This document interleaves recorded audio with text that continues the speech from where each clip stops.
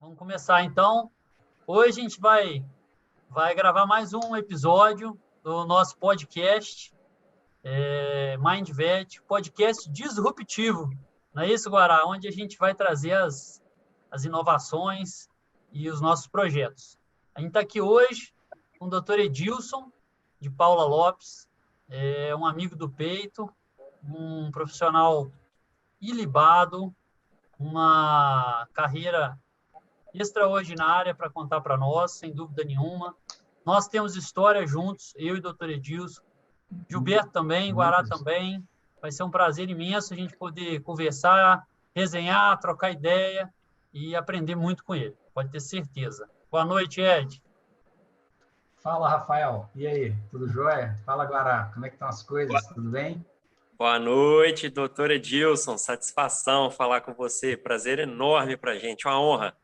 Doutor Edilson é médico veterinário, formado lá em Viçosa. Nós vamos falar sobre essa fase, mestrado em Viçosa. Sem dúvida, tem PhD em reprodução equina, pela vida, pelos mangalagas machadores, pelos cavalos. Então, isso aí é o que vale para nós hoje, não é isso? É isso aí. Vamos lá, né? Doutor Edilson. Coloca ali na parede.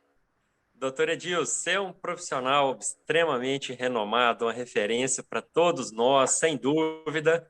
E nós temos a satisfação de ter uma coisa em comum com você, que é ter passado pela Universidade Federal de Viçosa. Mas eu queria saber sua trajetória até chegar na UFV. Conta pra gente um pouquinho do começo. Nossa, sério? Tá, vamos lá. Antes da UFV. Antes da UFV. Tá. Eu vou resumir, então, né? Sim, claro. Eu comecei um pouco tarde, pelo que todo mundo começa hoje. Eu entrei na faculdade um pouco mais tarde. Cara, eu sou um cara simples, vim de uma família simples, nasci numa casa de fazenda. A casa é minha hoje, comprei, restaurei a minha casa, nasci lá na casa de parteira mesmo, tal, hoje a doula, né? Morei em fazenda até os 16 anos e, assim, muito inquieto, né? Eu era um moleque problemático e tal. E aí meu pai falou assim, ó, se vira, meu amigo. Né? E aí eu fui para um colégio interno, fiz um curso de técnica em agropecuária numa escola federal no Espírito Santo. Desde moleque eu queria fazer medicina, né? Medicina humana. Vai ser o quê? Você é médico. Aquela coisa de criança, né? E eu acabei indo para a escola técnica. Eu gosto muito da fazenda, eu gosto muito do plantio, eu gosto de cuidar de planta, eu gosto de cultura, né? Sim, perfeito. Assim, na verdade, eu tenho interesses muito ecléticos, eu diria. E fiz 3 anos de escola técnica lá. Voltei para minha cidade, tentei montar um projeto lá, montei um projeto com meu irmão, a coisa não funcionou muito bem. E aí eu tinha 17 para 18 anos, fiz um concurso para uma empresa, fui trabalhar, literalmente assim. E passei 3 anos da minha vida trabalhando e torrando meu dinheiro inteiro que eu ganhava, vivendo a vida adoidado, como dizem, né? Quando eu tinha Nenhum 22 anos, financeiro. Zero. Eu consumia tudo que eu ganhava. Era uma vida legal, me divertia demais, tinha grandes amigos. Enfim, foi uma vida de 3 anos de festa, digamos, né? Em Jequitibá, não? Não, em Manhumirim, que é do lado de Alto Jequitibá, né? Eu sou de Alto Jequitibá, que é divisa com o Espírito Santo, né? Na vertente oriental da Serra do Caparaó. E aí, eu em Minas, né? Do lado de cada montanha. Em Manhumirim é do lado, as cidades são todas muito próximas, né? Eu morava em Manhumirim nessa época. Meu irmão foi para Viçosa fazer engenharia florestal. Ele fez Viçosa também, minha família estudou lá, né? Mais de um irmão estudou lá. E eu era muito ligado a ele. Aí, quando ele foi, caiu a ficha. Falei, putz, o que eu estou fazendo na minha vida, né, cara? E eu tinha, na escola técnica, no terceiro ano, que a gente estudava com bovinos, estudava com equinos e etc. Foi técnica em agropecuária? Técnica agropecuária, na Escola Agrotécnica Federal de Alegre. Hoje é um IF lá, né? Um Instituto Federal. Eles mudaram essa nomenclatura, a rede e tal. E aí, lá na escola, no terceiro ano, a gente estudava bovinocultura e equicultura. E eu tinha um professor Cabral, veterinário, e numa aula demonstrativa para a gente, ele dissecou um aparelho genital de uma vaca. E eu fiquei encantado com aquilo. Aí eu falei, putz, eu sempre quis fazer medicina humana, gosto de fazenda. E aí a veterinária veio. E só que eu tipo, encostei o plano, fui curtir a vida. E aí, aos 22 anos, eu caiu a ficha. Eu falei, não. Aí eu quietei, parei com tudo, segurei a minha grana, tudo que eu tinha, pedi demissão do emprego e fui para Viçosa. Fiz 4 meses de cursinho, na época ainda era vestibular, encarei o vestibular lá, 40-1, passei e entrei em Viçosa aos 23 anos, formei aos 28. E fui trabalhar no La Glória, foi meu primeiro emprego. Na verdade, eu não considero o La Glória um emprego, Sim. Eu considero o La Glória uma residência. Porque tem outro negócio legal. Se vocês não me interromperem, eu vou ficar falando aqui. Não, eu quero fazer uma pergunta. Eu sempre, na graduação, eu trabalhei com... Não vamos te interromper, não, mas é difícil conceber que você viveu... Levanta a mão que eu paro de falar, entendeu? Ô, Ed, o sítio do Túnel hoje... O sítio do Túnel foi onde você nasceu? Não, o sítio do Túnel é em Alto Jequitibá, mas é uma propriedade que eu comprei há 12 anos atrás. Eu queria comprar uma propriedade e aí eu cheguei lá um dia, eu estava olhando uma outra, que era mais perto da minha casa, da casa dos meus pais, digamos, né? E aí meu pai falou comigo, tem uma propriedade assim, assim, assim.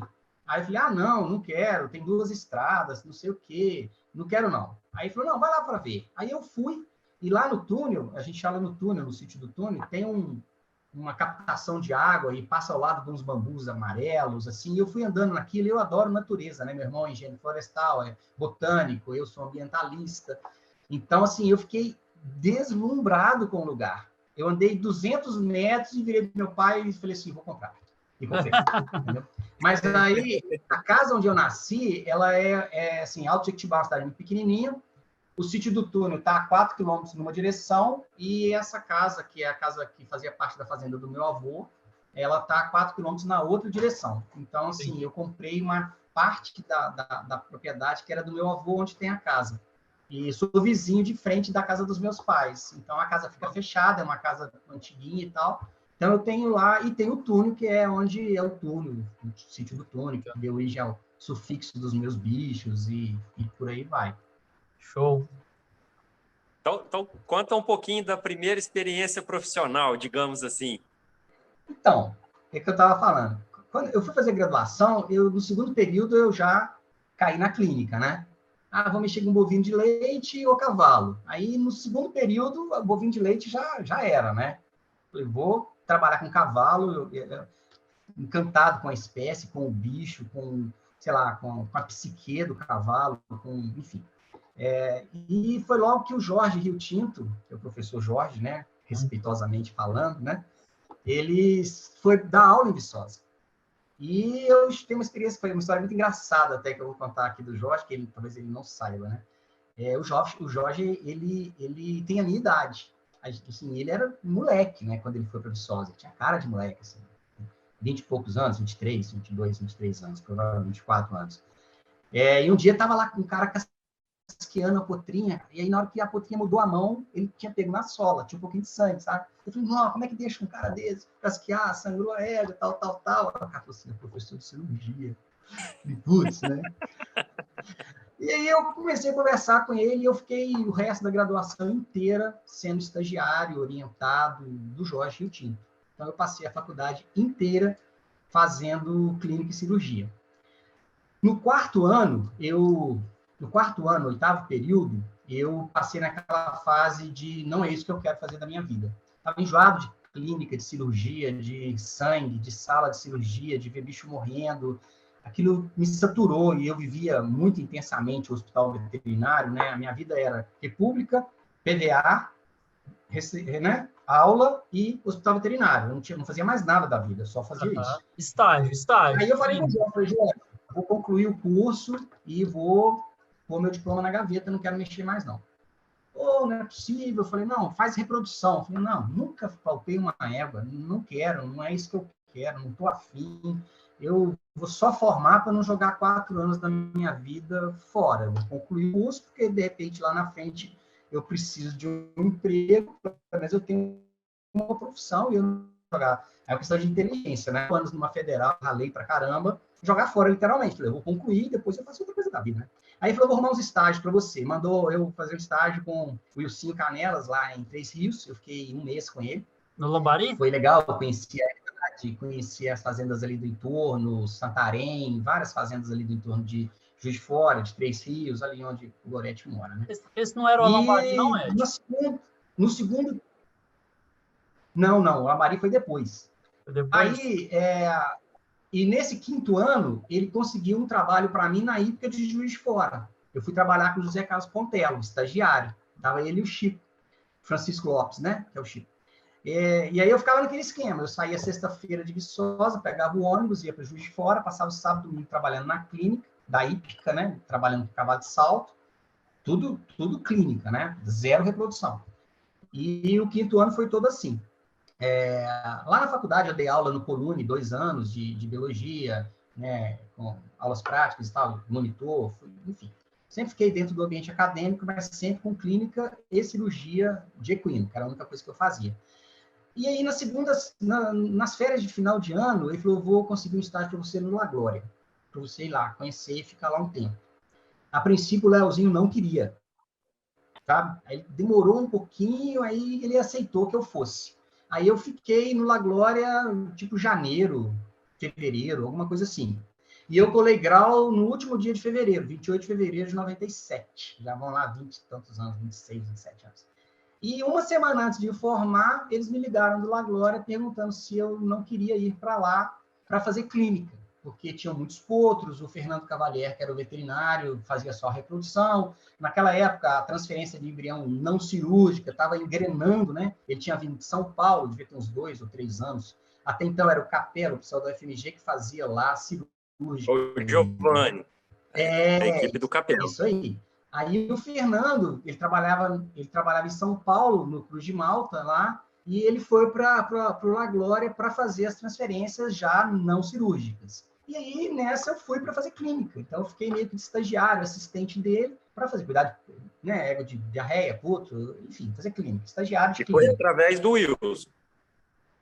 Não, foi através do Jorge. O Jorge que me levou para lá. Ele que conseguiu, Perfeito. o Jorge Rio Tinto. Porque na época ele fazia a clínica do Aras, ele atendia lá, né?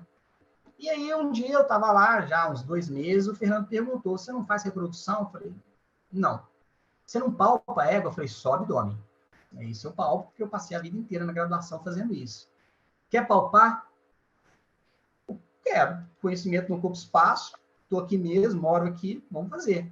Aí ele ficou assim, meia hora comigo, pôs uma égua no tronco, eu já, obviamente, já palpava a égua, mas eu nunca tinha passado para palpar um ovário, entendeu? Na verdade, eu mexi muito no ovário da Davínia, lá, a Glória Davínia, que ela fez uma cirurgia lá e tinha aderência, eu ficava mexendo, mas assim, nunca foquei na reprodução. Aí ele me deu uma diretriz do que é palpar uma égua, me deu alguns ensinamentos que eu trago até hoje, que Gorete sofreu na minha mão, lá em corações com isso. A gente pode contar isso depois. E eu comecei a palpar as éguas. Aí ele falou, ó, seguinte, meia hora. É isso, é assim, é assim. Agora é o seguinte, tá aqui, me prestou um livro do Guinter, aquele pretinho Horse, que é um atlas de ultrassonografia. Eu fiz um xerox para mim, do Makino, na época, porque eu não tinha grana, né, para comprar o original, então eu fiz um xerox. Via mal o inglês, tá todo escrito aqui, traduzindo e tal. Demorei um ano para ler. Li ele quase todo, um ano. Tinha um menino que trabalhava lá, o Pedrinho, o irmão do Fabrício, o irmão do Hamilton, Felício Hamilton. O Pedrinho ajudava a gente. Tinha uma lanchonete com, acho que eram 64, atrás da casa ali do Hamilton, ali, do lado de baixo da estrada, quando você está chegando na fazenda. E toda hora vaga que eu fazia isso. Eu chamava o Pedrinho, vamos lá. Aí o Pedrinho ficava me ajudando, ultrassom, um pai médico antigaço, e eu ia poupando as éguas, ia treinando, praticando, muita disciplina para... Uma coisa que eu falo até hoje, né? Que o ultrassom para mim é gabarito, não é muleta, né? O ultrassom é para gabaritar o seu exame, né? Não é para você ficar refém dele. E aí eu comecei a palpar as éguas, comecei a coletar os cavalos, tem uma história legal com o Malibu, e eu tenho muita história, né? Nossa, tem muita história. Manda, o objetivo é exatamente no final de um ano. Mas, Ed, e quando que virou a chave da clínica para reprodução, então? Que eu mesmo No não sabia final dessa história, desse não, ano. Para mim, a reprodução tinha No vindo final da graduação, pô. Não, eu saí, eu entrei, eu saí, eu me formei sem palpar ovários e úteros de éguas, eu só fazia abdômen. E por isso que eu falo que a reprodução, né? para mim, o Aras ou a Glória não foi um emprego, foi uma residência em reprodução. E assim, eu só não fui completamente autodidata porque o Fernando falou, olha, o exame da égua é assim. O resto, cara, o resto foi suor e lágrimas, entendeu? Aí no final da estação, no final do ano, né, de 97, eu só não coletava os embriões. Eu palpava todas as doadoras, praticamente, palpava todas as receptoras, coletava os garanhões, enviava sêmen, e o Fernando ficava encarregado de fazer os lavados e transferir os embriões. Eu fazia o resto tudo. Mas ainda fazia muito mais, porque eu puxava puto com o Negão, eu montava com o Cosminho, eu andava, saía com a Faradiba para buscar égua no pasto, era uma vida por conta, né? E aí, no final desse ano, a coisa, eu precisei sair, né? Não vem ao caso. E aí eu precisei sair. E eu tenho 3 pessoas assim, que eu acho que eu devo muito na minha vida para a reprodução, na minha carreira com a parte de reprodução, porque a minha carreira, na minha opinião, na verdade, não é só reprodução, né? Eu sou mais um veterinário de cavalos e a reprodução é uma das coisas que eu gosto de fazer, mas não é só isso, né? Eu gosto muito mais da espécie do cavalo do que da reprodução propriamente dita. Fala as 3 pessoas e a gente vou te fazer outra pergunta. Ah, tá. Vou falar as 3 pessoas. O meu doutor Jorge Rio Tinto, que, assim, me deu a mão, me puxou, me empurrou, falou, vamos, né? Não desanima, e, assim, eu devo... Não tem como falar o que eu devo para o Jorge, né? Se eu for falar aqui o que eu devo para o Jorge, não vou ficar aqui todo o tempo só falando disso. O segundo é um cara que você conheceu, Rafael, a gente viajou junto, teve a oportunidade de conhecer, que é o Luiz Arthur. O Luiz Arthur tem um papel fundamental na minha carreira, porque quando eu saí do La Glória, e a terceira pessoa foi o cara que me deu o meu primeiro emprego, que eu considero emprego, né? Que me chamou para trabalhar, que é o Sérgio Alencar, técnico da associação na época. Serginho Alencar, lá do Rio, né? É a época do Alambari. Aí que foi o Alambari. O que aconteceu? Ele um dia estava lá no La Glória e falou assim, você vai sair? Eu falei, vou sair. Ele falou, então você não precisa procurar emprego. Vou levar você para o Alambari. Aí eu falei com ele, pô, Serginho, mas olha só, eu não transfiro os embriões, cara. Eu faço tudo, mas transferir, coletar e transferir, eu nunca fiz. Ele falou, não preocupa. Eu vejo você aqui, eu tenho certeza que isso não vai ser um problema. Aí eu fiquei, mas, putz, como é que eu vou, né, começar assim, do zero, tão do zero? Aí o Luiz Arthur, que era meu amigo, e quando eu entrei na faculdade ele estava no 5º período, infelizmente as pessoas de hoje não conhecem o Luiz Arthur, né? Luiz Arthur Junqueira, inclusive. É um cara assim, tipo João Fleury da vida, sabe? Um fenômeno, assim, de veterinário, as coisas que ele fazia naquela época. Cara, um acidente trágico. Pra você ter ideia, é um cara que conseguia controlar um Aras em Itu e um Aras em Pernambuco ao mesmo tempo fazendo ponte aérea, não é para, né, cara? E ele fazia as 2 fazendas do Colorado e sem anotar. Só anotava depois que dava para isso. Você acredita nisso, Guará? Ele fazia assim, ele ligava para o Agostinho e falava assim, Agostinho, faz o talis na água tal. Dia tal, você põe o cavalo, dia tal eu vou ir lavar o embrião. E ele fazia lá, transferia, e pegava a pipeta, ia lá no piquete, e transferia no meio do piquete, e a égua solta, cara. Égua amarrada no esteio da muito conhecimento, né, Gil? Tem algumas pessoas que são diferentes, né? Não é nem questão de ter dom, é muito mais do que isso. Aí eu liguei para o Luiz e falei, Luiz, eu estou saindo, eu recebi uma proposta de emprego, mas eu não consigo, eu não sei transferir, cara, eu nunca lavei uma égua, pô, como é que eu vou fazer, velho? Ele falou, vem para cá, na época ele morava em 7 Lagoas, aqui do lado onde eu tô, né? E aí um dia eu andei com ele, era muito doido, porque naquela época ele fazia o Morada Nova, fazia Curvelo, do Granada, fazia o Cardeal, que era em Silva, fazia essa região aqui. E, assim, a gente saía para coletar embrião 2 horas da manhã, o pessoal chegava lá, estava dormindo, levantava todo mundo, pegava. A gente virava 24 horas trabalhando, era um negócio muito, muito louco. E aí um dia, lá no Cardeal, tinha uma égua para lavar, aí ele falou assim, amanhã, lavada Cafundó 3 pontas. Vamos lá. Eu falei, não, beleza, vamos lá. Ele falou, não, vamos lá não, você vai. Pô, Luiz, eu vim aqui para você ir comigo. Como é que você vai me deixar isso? Cara, vai lá, não tem conversa, eu não tô afim de ir, não vou, tem outra coisa, vai lá e lava a égua. Aí eu fui no cardeal, lavei a égua, coleta negativa. Cheguei em casa, assim, eu Arrasado. entrei assim, arrastando dentro de casa, né? Falei, cara, eu não lavo o milhão, não. Problema não, amanhã você vai lá e lava de novo. Vai lá, lava de novo amanhã. No outro dia, eu fui lá, lavei a égua de novo, coleta negativa. Aí eu falei, pois é, tá vendo? Ele falou, não tinha um embrião, cara. Aí teve um outro dia, a perfídia da sedução. Ele falou, a próxima é a perfídia. Ele falou, pode vai lá e lavar. Aí lavou, coletou positivo, transferiu e a égua gestou, a receptora. Aí eu cheguei e falou, a égua deu prenha. Aí ele bateu nas minhas costas, pode ir pro seu trabalho, já deu o que fazer. Tchau, vai embora, some. Que E aí, Qual que era a aí, receptora? Qual que era a hein? receptora?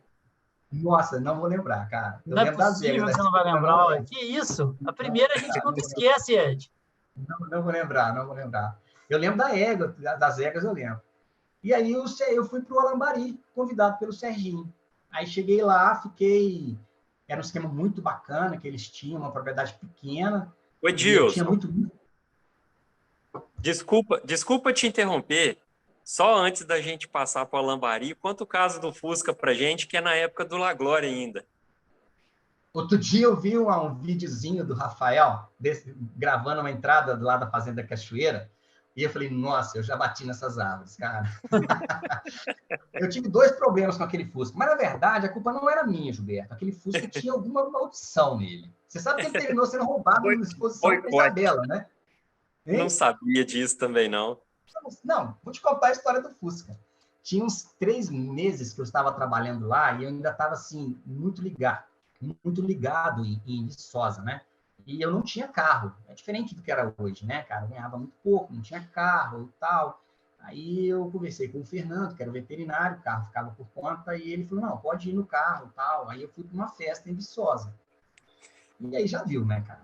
Deu madrugada, vou embora para casa, para Muriaé, aquela serração na Serra de Coimbra, sabe? Na primeira, foi bom que foi na primeira curva, porque se fosse numa daquelas para baixo, eu não sei, talvez eu não estivesse aqui para contar a história.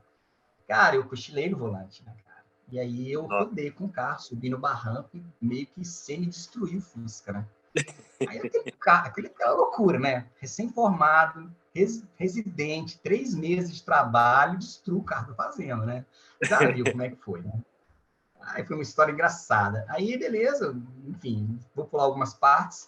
Esse carro foi para a Volkswagen em Muriaé e caiu do elevador lá na Volkswagen e quebrou o resto que eu não tinha quebrado, ele quebrou, entendeu? Aí deu reformaram. É verdade isso. Ele caiu do elevador, eles tiraram o eixo, porque eu tinha empenado o eixo da frente. No que tiraram o eixo, o motor pesou, o carro caiu do elevador, quebrou outra parte. Acabou que eu acho que eles acabaram consertando o carro sem cobrar por conta disso. Final do meu ano lá, a galera queria ir para uma festa, uma exposição, não me lembro bem o que era. E aí eu não tinha carro, ficava no Fusca da Fazenda, e a galera também não tinha. Fabrício, molecada, né? Menino que ajudava a gente e tal. Aí só que dessa vez eu fiz certinho. Falei com o Leozinho, a galera quer ir, posso ir no carro e tal, levar. Não, pode. Beleza. Aí fomos, eu acho que eu não bebo, quase raramente eu bebo, né? Foi sono mesmo, de madrugada, a gente trabalhava muito, né? Descendo para chegar na Fazenda Cachoeira, aquele lugar que você filmou, Rafael. Eu dormi, chegando assim, 200 metros da minha casa, onde eu morava ali, por cima das vaias, eu dormi no volante e subi naquelas arvorezinhas do lado de baixo. Levei o carro assim, parei o carro lá, batido de novo, cara. Lá ela falou comigo, Deus, você não pode mais dirigir à noite. Não é por causa do carro, cara. É porque você vai morrer, não tem como e tal. E aí depois esse carro ficou com a Isabela, porque a Isabela foi fazer estágio lá com o Fernando, e aí eu estava lá também na época. Quando eu saí, a Isabela ficou e esse carro acabou ficando com ela e foi numa exposição de maré, esse carro foi roubado. Ou seja, a culpa não era minha, a culpa era ele do era carro. predestinado. Era predestinado. Para não falar que era amaldiçoado. Eu falei no início, mas é melhor não falar essas palavras. Só assim, aproveitando a deixa, né? Foi uma época de muito trabalho, muito estudo. Seu Gésio ligava a picadeira às 5h30 da manhã e eu morava ali, eu acordava nesse horário, abria a janela. Pô, seu Gésio, 5h30 da manhã, seu Gésio. Ele falou, não, vem cá tomar um café porque eu tenho que cortar E um um capítulo cara de vídeo. fantástico, né? Pô, sem base, né?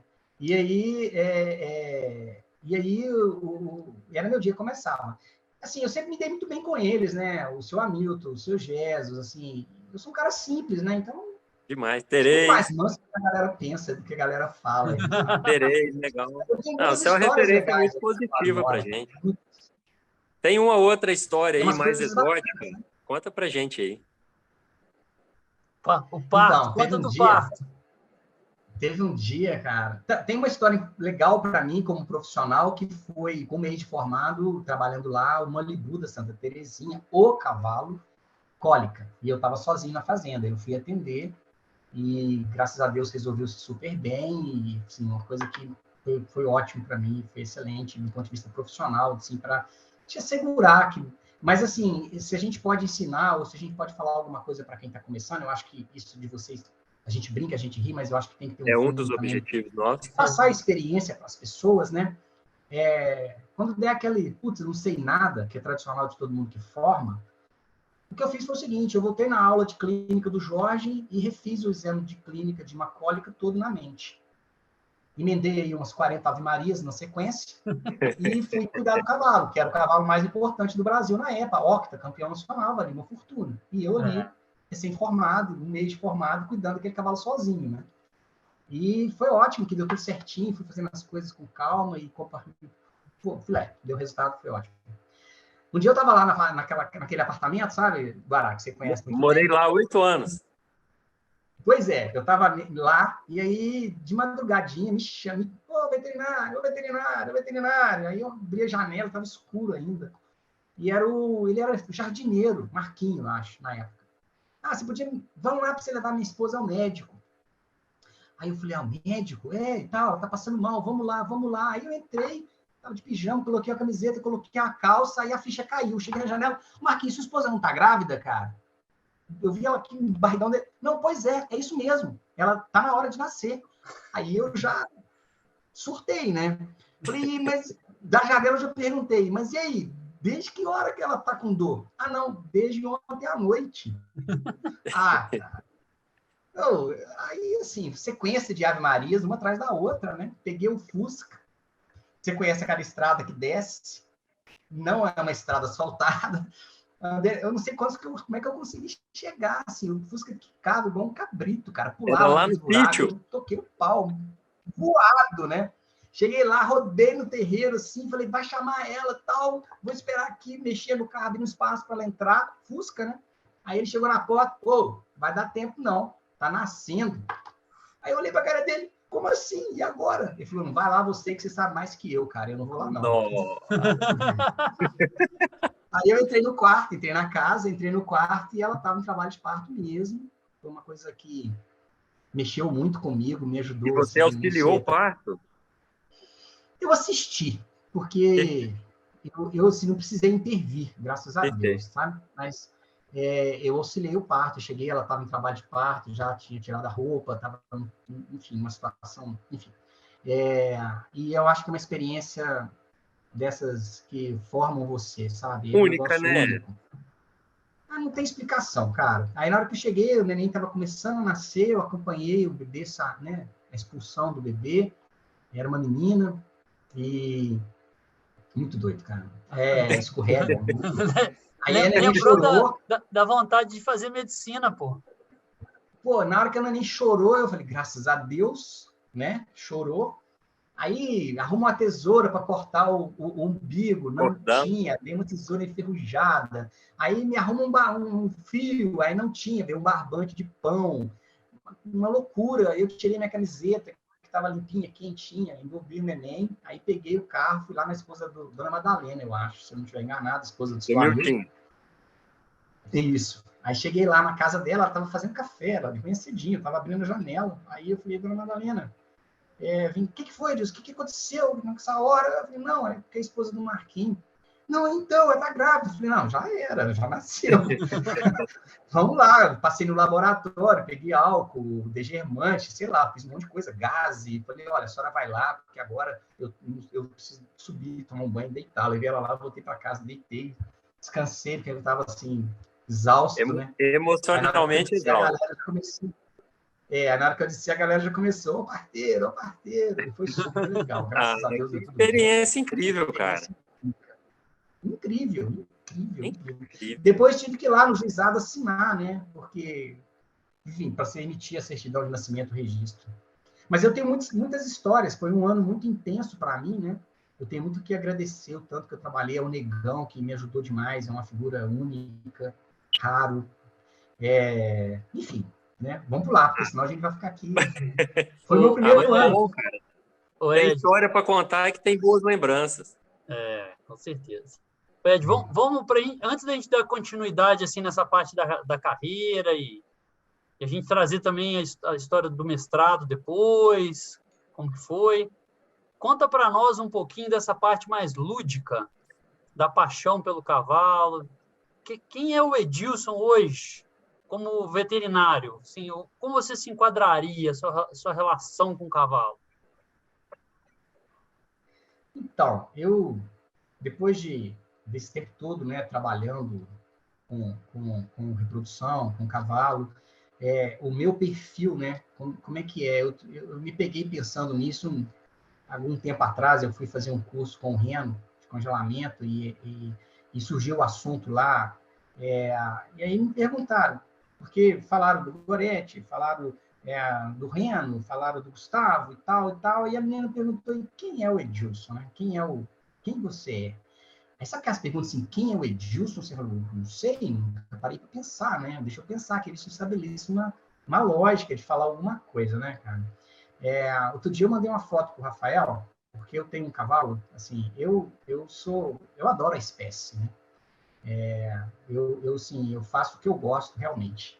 Mas a reprodução, cara, falar, o Edilson, veterinário de reprodução, sou veterinário de reprodução, mas eu não investi tanto quanto eu poderia ter investido na reprodução, sabe? Às vezes eu fico pensando, eu vejo, por exemplo, ICSI, aspiração, eu vejo algumas coisas assim, e eu não me vejo com esse tipo de conduta, de protocolo, de procedimento, sabe? Eu tenho uma ligação muito forte, acredite quem quiser acreditar, cada um acredita naquilo que quer acreditar, né? Mas eu tenho uma ligação muito forte com o indivíduo, né? Com a espécie, com o cavalo em si, a régua, o potrino, que seja. Eu sou um veterinário que ama cavalos, cara, e assim, talvez eu pudesse ser...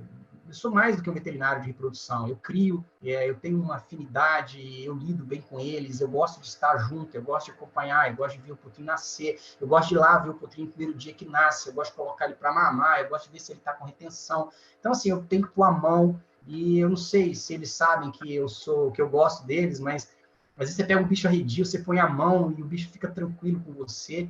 Eu tenho um cavalo que está sendo treinado agora e a gente tem uma relação muito engraçada. Ele está no centro de treinamento, o Gustavo Abreu, e o Gustavo fala comigo e disse, com você ele é diferente. E é mesmo. Se eu entro na barra, ele vem para perto de mim, ele encosta a cabeça no meu peito, eu fico ali batendo papo com ele, porque eu realmente converso com eles. É lógico que eles não entendem português, né? Mas eles entendem algo que está na tua fala, algo de energia, eu acho. Uma relação ali não sei, espiritual, energética. Eu acho que todos nós somos fluido vital, né? Todos nós somos espíritos, alguns mais teoricamente evoluídos ou não que outros, mas a gente faz parte do mesmo universo, né? Nós somos modelos diferentes da mesma energia, né? Enfim, que é a energia que a gente está aí, a gente é Não, eles são cavalos, nós somos humanos. Tem mas uma fora reciprocidade isso, nessa relação, né? Cara. E aí eu acho que talvez isso explique o que as pessoas falam a meu respeito, que eu nem acho que é tanto assim, de que, o Edilson faz isso, o Edilson é bom. Realmente, eu tenho bons resultados, mas às vezes eu fico pensando, eu tenho bons resultados porque eu conheço realmente a técnica, conheço a fisiologia, conheço a fisiopatologia, eu conheço a ciência, um pouco eu conheço, porque eu sempre estudei muito, eu gosto e tal. Ou eu tenho bons resultados porque eu, não sei, flui, sabe? Flui. Flui. Eu acho que é mais. Mas o sucesso, com certeza, vem da união. O sucesso vem da união desses fatores todos, com certeza. E ainda tem outros, né? Tecnicamente, isso chama conjunção. É uma conjunção de fatores, né? Eu acho que Mas do homem com o cavalo. O veterinário, tanto que eu fui residente muitos anos, né? E assim, super feliz de ser residente, de chegar na fazenda de manhã com o uniforme e passar o dia inteiro envolvido com a atividade daquela propriedade, e feliz, embora trabalhava muito, muito, muito, mas assim, nunca almejei muito mais do que isso, não precisava muito mais do que isso. Acho que o resto vem de extra mesmo, sabe? Era uma coisa que eu adorava fazer. O ser residente numa fazenda de criação é uma experiência fantástica, fantástica, porque você participa de todas as etapas, de todos os processos, e eu fazia tudo, né? Fazia clínica, fazia reprodução, fazia um pouco de burocracia, mexia com os animais, montava, né? Porque eu sempre gostei de montar e tal. Eu acho que eu sou um veterinário que, sei lá, respira cavalo. Bom demais. Essa parte de interação com o cavalo, Edilson, a gente também gosta muito, né? E aprecia. E eu tenho uma frase que eu falo, que o cavalo é muito mais inteligente até do que o cachorro. Porque o cachorro, se o humano não comportar bem com ele, o cachorro ainda se aproxima. E o cavalo não. O cavalo é bem mais sensível, né? O cavalo só vem em você se ele sentir confiança, se ele sentir conforto, sentir segurança, né? Então, talvez seja isso que você passa e tem essa reciprocidade. É igual criança pequena, bebê, sabe? Você Sim. sabe que você tem filho, bebês não vão com qualquer pessoa. Sim. Tem que ter uma relação ali, entende? Eu acho que os cavalos são assim. Eles não aceitam qualquer pessoa, entende? Não é qualquer pessoa que vai chegar no cavalo e ele vai ficar bem, não é. Eu acho que, enfim, tem que gostar, sei lá, não sei explicar muito bem. Mas eu acredito muito nisso. Hoje existe uma técnica legal que já é executada fora do país e está começando no país, que é o coaching com o cavalo. É expor as pessoas ao cavalo e, na verdade, o cavalo expõe todos os sentimentos das pessoas, né? Que o cavalo é muito puro e ele traduz o que a pessoa está sentindo naquele momento. Olha tem um cavalo já estou começando a viajar, ó. Tem um cavalo nos Estados Unidos que visita as pessoas no hospital, você já viu? Ah, isso aí é legal. Isso é legal. Né? Fantástico. Então, assim, tá cheio de histórias dessas aí, né? Não, e aí a ecoterapia, né? Se for pensar na ecoterapia. A ecoterapia, né? É um bicho especial, né? Vamos falar a verdade? Sem dúvida, sem dúvida. Sem dúvida. E o cavalo é uma esponja de sentimentos, né? É bacana, bacana. E se você desenvolve isso te ajuda muito na sua prática do dia a dia. Sobretudo com clínica, né? Porque é como um pediatra, né? Ele não fala onde dói. Mas se você souber sentir, ele te conta. Você tem que ter... É a coisa da mão, né? Você tem que pôr a mão. Você tem que pôr a mão e sentir. O obstetra não tem filho, mas conhece como ninguém a dor do parto, né? Pois é, ué. Vamos voltar para a carreira. Nós saímos lá do La Glória, né? Saímos da UFV, passamos pelo La Glória, deu uma passadinha no Alambari. Depois do Alambari já veio Três Corações? Não, depois do Alambari eu fui para o Yuri. Fiquei 2 anos lá. O Alambari também foi uma época muito legal, porque eu cheguei lá, eu nunca tinha, só tinha feito uma prenhez, e eles tinham um modelo de trabalho muito interessante, porque é uma propriedade muito pequena. O Marcelo Delgado, que era o rapaz que montava e que era, na verdade, acabou sendo, ficou meio que coordenava todo mundo. Então, a fazenda funcionava da seguinte forma, numa região belíssima, né, que é a Serra do Itatiaia ali, lindo aquele lugar ali, Engenheiro Passos, né, divisa com ali, São Paulo, Rio, Minas, né, subindo ali para Itamonte. A gente trabalhava na reprodução até na hora do almoço, e aí parava tudo, fazia o trato e a gente ia trabalhar na reprodução. Coletava sêmen, lavava os embriões, mexia nas éguas, até meio-dia a gente já tinha acabado, porque era uma fazenda pequenininha. E o resto da tarde a gente ia montar a cavalo, tomar banho de cachoeira, andar no meio do mato. Minha vida era super feliz. E eu não sei se tudo isso compactua, né? Mas eu acho que sim. Hoje eu trabalho no Horas da Pio. Hoje foi um dia excelente lá, nós tivemos muitos bons resultados. E assim, você vê que quando a coisa flui, o lugar é legal, os bichos estão bem cuidados, são bem tratados, a equipe é boa, como é que o resultado flui, né? É um negócio incrível, as coisas dão certo, né? Simplesmente. E eu fiquei 1 ano lá, foi bem legal, mas precisei sair de lá. E aí o Yuri me achou, me conhecia da época do La Glória, me ligou e perguntou, enfim, eu acabei vindo, fiquei 2 anos fazendo Aras Yuri naquela época. Aí, foi uma época Deve ter Pode falar. sido uma diferença muito grande. Você saiu de uma fazenda pequena e o Yuri já era uma Brutal, fazenda exponente no brutal, cenário brutal, nacional, né? brutal. Até então, assim, eu tinha trabalhado um ano com cavalo de salto, que eu acho fantástico, hipismo. Depois eu fiquei um ano no La Glória, tive a oportunidade de conhecer um tipo de criação, um tipo de animal, né? O Abaíba, o Malibu, aquelas éguas maravilhosas, né? Irapuíra foi campeã nacional, Faradiba, que era assim, uau, né? Enfim. Aí, o Alambari era mais ou menos o mesmo padrão de criação do La Glória, aí eu fui pro Yuri. Aí era um outro tipo de bicho. Aí eu fui conhecer a Floresta das Amoras, por exemplo, que eu fiquei assim, puta que pariu, né? Desculpa, galera. Que égua, né? E foi um ano incrível, foram 2 anos muito intensos. A gente não tinha motoboy, cara.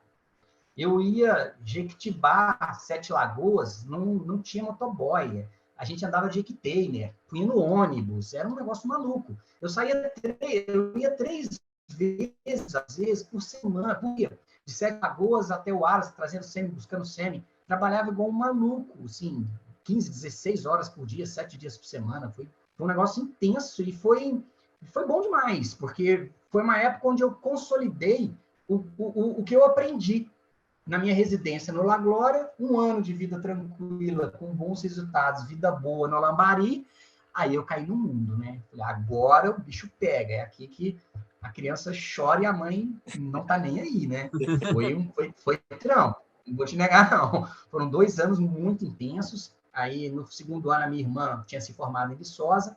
Aí eu falei, vem para cá, me ajuda aqui. Ela morou comigo um ano aqui. E ela ela que fazia o serviço de motoboy hoje. Ela me ajudava e cuidava da minha casa, resolvia as coisas para mim. E no final, virou motorista. Ia levar sêmen, buscava sêmen. Ela trabalhou comigo um ano inteiro.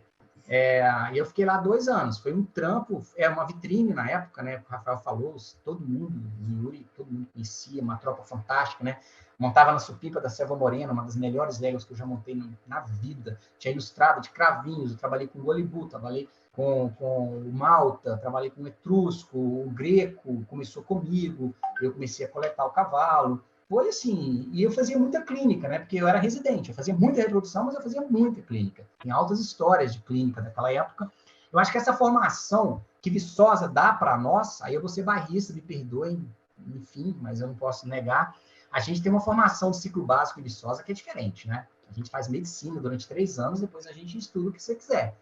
E essa formação que eu tive e que vocês tiveram de clínica, de fisiologia, de medicina, né? Eu acho que hoje, aí vou fazer um parênteses, eu acho que hoje as pessoas esquecem, é veterinária, mas as pessoas esquecem que primeiro é medicina, veterinária. Eu acho que o nego está atropelando e pulando só para o veterinário, está esquecendo a medicina. E essa medicina me ajudou demais na minha carreira, porque eu sempre fiz muita clínica e Viçosa dá essa experiência, né, para a gente.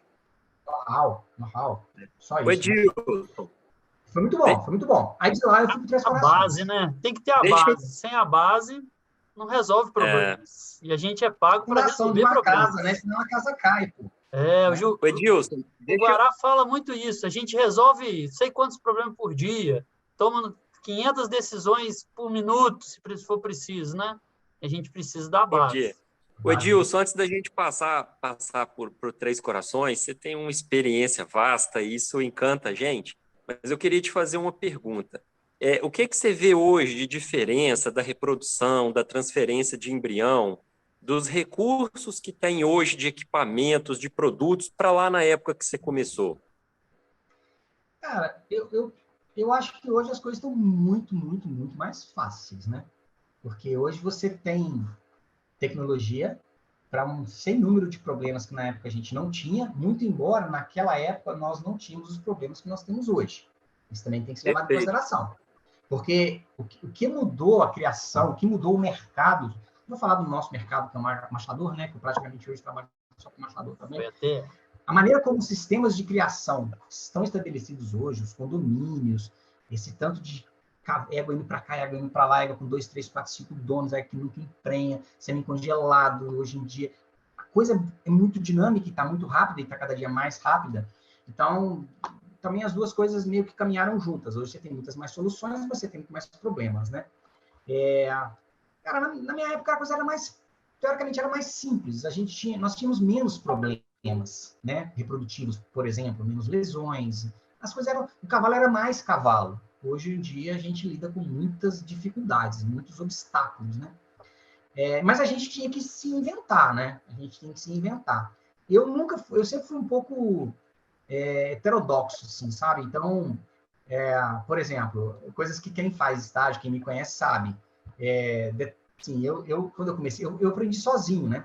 Então, eu desenvolvi a técnica, eu tive uma coleta com um colega, que eu fiz sozinho, e eu desenvolvi a minha técnica, eu desenvolvi sozinho. Eu fui aprendendo a fazer, fui aprendendo como. E eu tinha uns problemas, por exemplo, vou contar uma história para vocês. Eu olhava aquele aplicador que o pessoal gosta de usar, e eu não uso. Deve ter mais ou menos uns 25 anos que eu não uso, talvez. E eu ficava olhando e falei assim, essa saída lateral, isso não está certo. Isso não pode funcionar bem. Isso vai espremer o embrião no endométrio, cara. Não pode. Eu tenho que bolar um sistema que eu deixe o embrião lá e eu saia sem ter o risco de encostar em lugar nenhum dele, para ele ficar quietinho lá numa lojinha lá que ele vai encontrar, numa dobra e tal. E outra coisa, eu tinha uma dificuldade, de trabalhar com esses embriões muito pequenos, né? Eu transfiro D8 e D9. Teve uma estação de moto que eu só transferi D9. E são frágeis, eu reconheço que são frágeis. E aí eu fiquei pensando, falei, putz, como é que eu vou fazer? Eu não estou me dando certo com esse aplicador, não estou gostando disso, esse embrião demora a vir. Aí eu comecei a ler os trabalhos do João Fleury, né? Com resultados muito bons, com embriões D9. Eu até usei muitos na minha tese de mestrado. E aí eu fui fazer um curso com o Alvarenga, em 98, lá em São João da Boa Vista, lá na fazenda, na JO.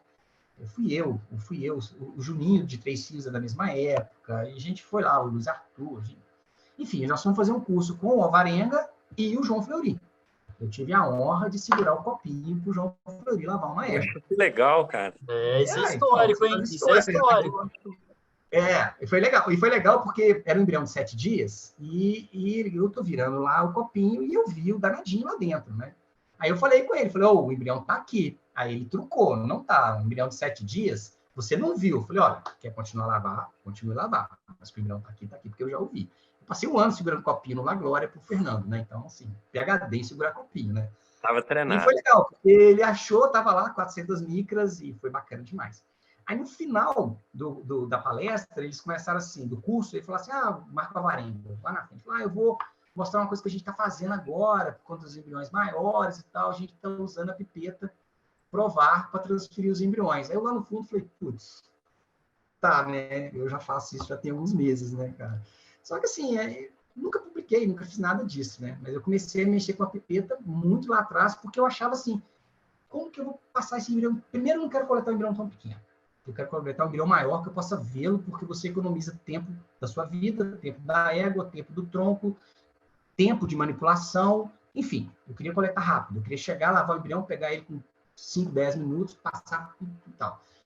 Outra coisa que eu não faço, que o pessoal faz, aquelas bolinhas na placa, né? Eu nunca fiz, porque elas misturavam uma nas outras, era um caos. Eu falei, não vou fazer isso mais. Aí eu lavo em placas pequenas, eu gasto mais meio. Essas coisas, a gente tinha que se inventar muito, sabe? A gente tinha que se inventar para fazer as coisas. Diluente de sêmen já tinha? A gente usava aquele Easy Mixing, que vinha da ARS lá dos Estados Unidos. Não tinha. Não tinha. Nossa, isso aí eu não conheci, não. Não congelava sêmen. Quando congelava, eu usava aquele... um nome que eu não me lembro, feito com gema de ovo. A galera fazia em casa, para diluir, para congelar. Eu não fazia, eu ficava só mesmo nas éguas, né? Eu curtia muito mais trabalhar na fazenda, ver os cavalos, do que lavar os embriões, na verdade, para ser bem honesto, sabe? Mas foi legal. E é isso, eu acho que hoje em dia você tem muito mais recursos, você tem muito mais problemas, você tem mais recursos, você tem mais tecnologia.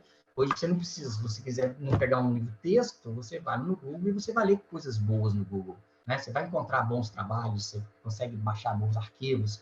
Se você não conseguir, você usa uns sites aí meio piratões e baixa os PDF tudo na boa. O Sci-Hub. Se quiser ou não, entendeu? Sci-Hub, né, cara? Com certeza. Faça o DOI lá e manda ver. Eu acho que é isso. Eu acho que as coisas evoluíram as técnicas, mas infelizmente evoluíram os problemas. Né? E uma coisa muito legal que você falou, o modo de criação mudou muito. as Demais. competições ficaram mais acirradas, né? As coisas foram Se você ficando mais... trabalha numa fazenda, se você trabalha numa fazenda que tem um Aras, que tem a coisa da pista como um foco mesmo, e você, sua maioria, a maior parte das suas éguas são de pista mesmo, para competir em nível nacional e em alta performance, a sua reprodução vai ser sofrida. Prepare-se, infelizmente. O O sistema de problema que eu criação vejo nosso é complicado. O sistema é, de manejo e criação manga larga machador é complicado. e eu vou falar uma palavra que eu procuro não usar no meu dia a dia. Eu evito, o problema é isso. Eu evito falar a palavra problema. Eu falo situação, eu falo qualquer coisa, mas aqui eu vou usar a palavra problema. O problema é que muitas vezes os proprietários, eles não querem, porque eles sabem, eles não querem reconhecer a dificuldade que é. Porque a partir do momento que eles reconhecem que é difícil, que é complicado, isso te dá subsídio para você falar, não, então vamos mudar o sistema. E eles não vão mudar o sistema, porque não vão mudar o sistema mesmo. E aí você é obrigado, literalmente, a lidar com isso, né? Eu acho que para uma pessoa que está conhecendo, uma pessoa que está começando, falar assim, eu não vou inseminar essa égua que o cara viu em si, porque ela não está apta a ser desafiada, o cara não consegue. Eu faço, mas algumas vezes eu torço o nariz para você. E às vezes eu falo, fazemos, né? Nós fazemos, mas a galera que está começando sofre a pressão, principalmente Como é que faz, Rafael? O proprietário do lado, e é muito óvulo vendido, a pressão é muito grande. Preços, né? Valores, assim, né? Valores, preços. Mas o lance do desafio também é legal, né? Eu acho que no dia que você perder, aí eu vou falar uma palavra que assim, eu procuro evitar de falar determinadas palavras, enfim. Mas no dia que você perder o tesão pela coisa, aí tá na hora de você pensar em reavaliar se você está mesmo no local correto, na hora correta, fazendo aquilo que você faz. Eu ainda não perdi. Então, assim, hoje eu dei legal 3 éguas, as 3 gestantes, e eu tinha um embrião que eu olhei assim e falei, nossa, sabe aqueles embriões que você coleta e no copinho ele parece bacana, quando você chega na lupa ele é tudo enrugadinho, sabe, ali? O blastocele dele tá tudo enrugadinha, você mal vê a cápsula, a cápsula toda dobrada. Você fala, putz, isso aí não vai vingar, né? Isso aí vai me dar dor de cabeça. Aí você passa a mão na receptora, ela tá gestante. Então, essas coisas não tem preço, né? São incríveis, né? E a busca, né, Ed? A busca incessante pelo conhecimento, né, cara? Tá sempre aprendendo, tá sempre aberto a aprender coisa nova. Isso aí faz parte da personalidade. Isso aí é com fundamental, certeza né, cara? é o sucesso. É o mindset. O Guará vai falar mais. É o mindset. E aí é o mindset que vem com a gente desde o começo. Né, cara? Você tem que adaptar o mindset para cada situação, né? Se você não fizer isso, mas assim, a saúde gente mental vai embora. Um profissional do seu gabarito, com mais de 25 anos de carreira, falar que está com esse tesão todo, cara, é inspirador, né? Tanto para gente que já está também na rotina, mas eu acho que para a galera nova é uma inspiração fantástica, né? É um turno. A turma hoje precisa muito de motivação, né, Edilson? Eu acho que eu sou o cara que mais gosta de iniciar projetos novos e coisas diferentes. Algumas não dão certo, algumas você abandona no meio do caminho. Eu estou num novo projeto já, de novo, aos 26 anos de carreira. Eu quero reinventar a minha carreira, entendeu? Nesse momento, cabe falar sobre o propósito. O propósito da vida da gente, sim, o cavalo faz parte, do Ed nem se fala, né? O cavalo está 100% dentro, mas o estudo, a busca do resultado, a busca de ser melhor a cada dia, né? Esse propósito, ele move montanhas. Exatamente. E a motivação é muito importante, mas se automotivar é muito difícil. Às vezes as pessoas conseguem motivar a gente ou um desafio motiva, mas o que nos automotiva é um propósito bem definido, né? O que você quer, aonde você quer chegar, né? O que você quer ser. Meu irmão me pergunta, a gente conversa muito, e ele fala comigo assim, eu tenho vários irmãos, né? Aonde você quer estar daqui a 10 anos? Perfeito. Entendeu? É isso que você tem que pensar. Porque não adianta resolver isso com 9 anos falar, agora eu quero chegar lá. Já era. Tem 9 anos então você tem que começar a pensar. Aonde você quer chegar, né, daqui a 10 anos? Onde você quer estar? O que você quer estar fazendo daqui a 10 anos? Eu sempre, a minha vida inteira, eu programei 2 anos. Eu sempre tive isso para mim. Eu vou sempre ter 2 anos da minha vida projetados. Às vezes não dá certo, você tem que mudar. Então, por exemplo, eu estou num novo projeto, já tem para 2 anos, já tem 6 meses. Então, assim, eu já falta 1 ano e meio para eu conseguir. Mas você também, a gente não pode ser engessado, né? Você tem que ir adequando as coisas. Você tem que ser... Eu acho que a gente tem que ser mutável. Tipo, você tem que estar sempre pronto a mudar, né? Mas tem que ter um foco, tem que ter um objetivo, tem que ter uma meta. Não pode ser aleatório, né? Que é o que você tem de sobra, né? Tem que ter disciplina. Tem que ter disciplina. Você tem que ter disciplina. A minha formação na reprodução foi baseada na disciplina. Porque eu aprendi que uma palpação de um ovário, na época a gente não tinha tanto ultrassom, não era uma coisa assim tão comum como é hoje, etc. E o que eu aprendi foi o seguinte: pôs a mão no ovário, é aquela primeira sensação que vale. É aquilo ali. Você tem que treinar esse primeiro momento. Porque depois, quanto mais você mexe, mais confuso, para quem não tem ainda o que a gente tem aqui, anos e anos de fazer isso, né? Fica muito perdido, né? Você começa a achar isso, não é isso, é isso, não é isso, é isso, não é isso. E como eu comecei sozinho, o Rafael vai saber disso porque ele vai lembrar.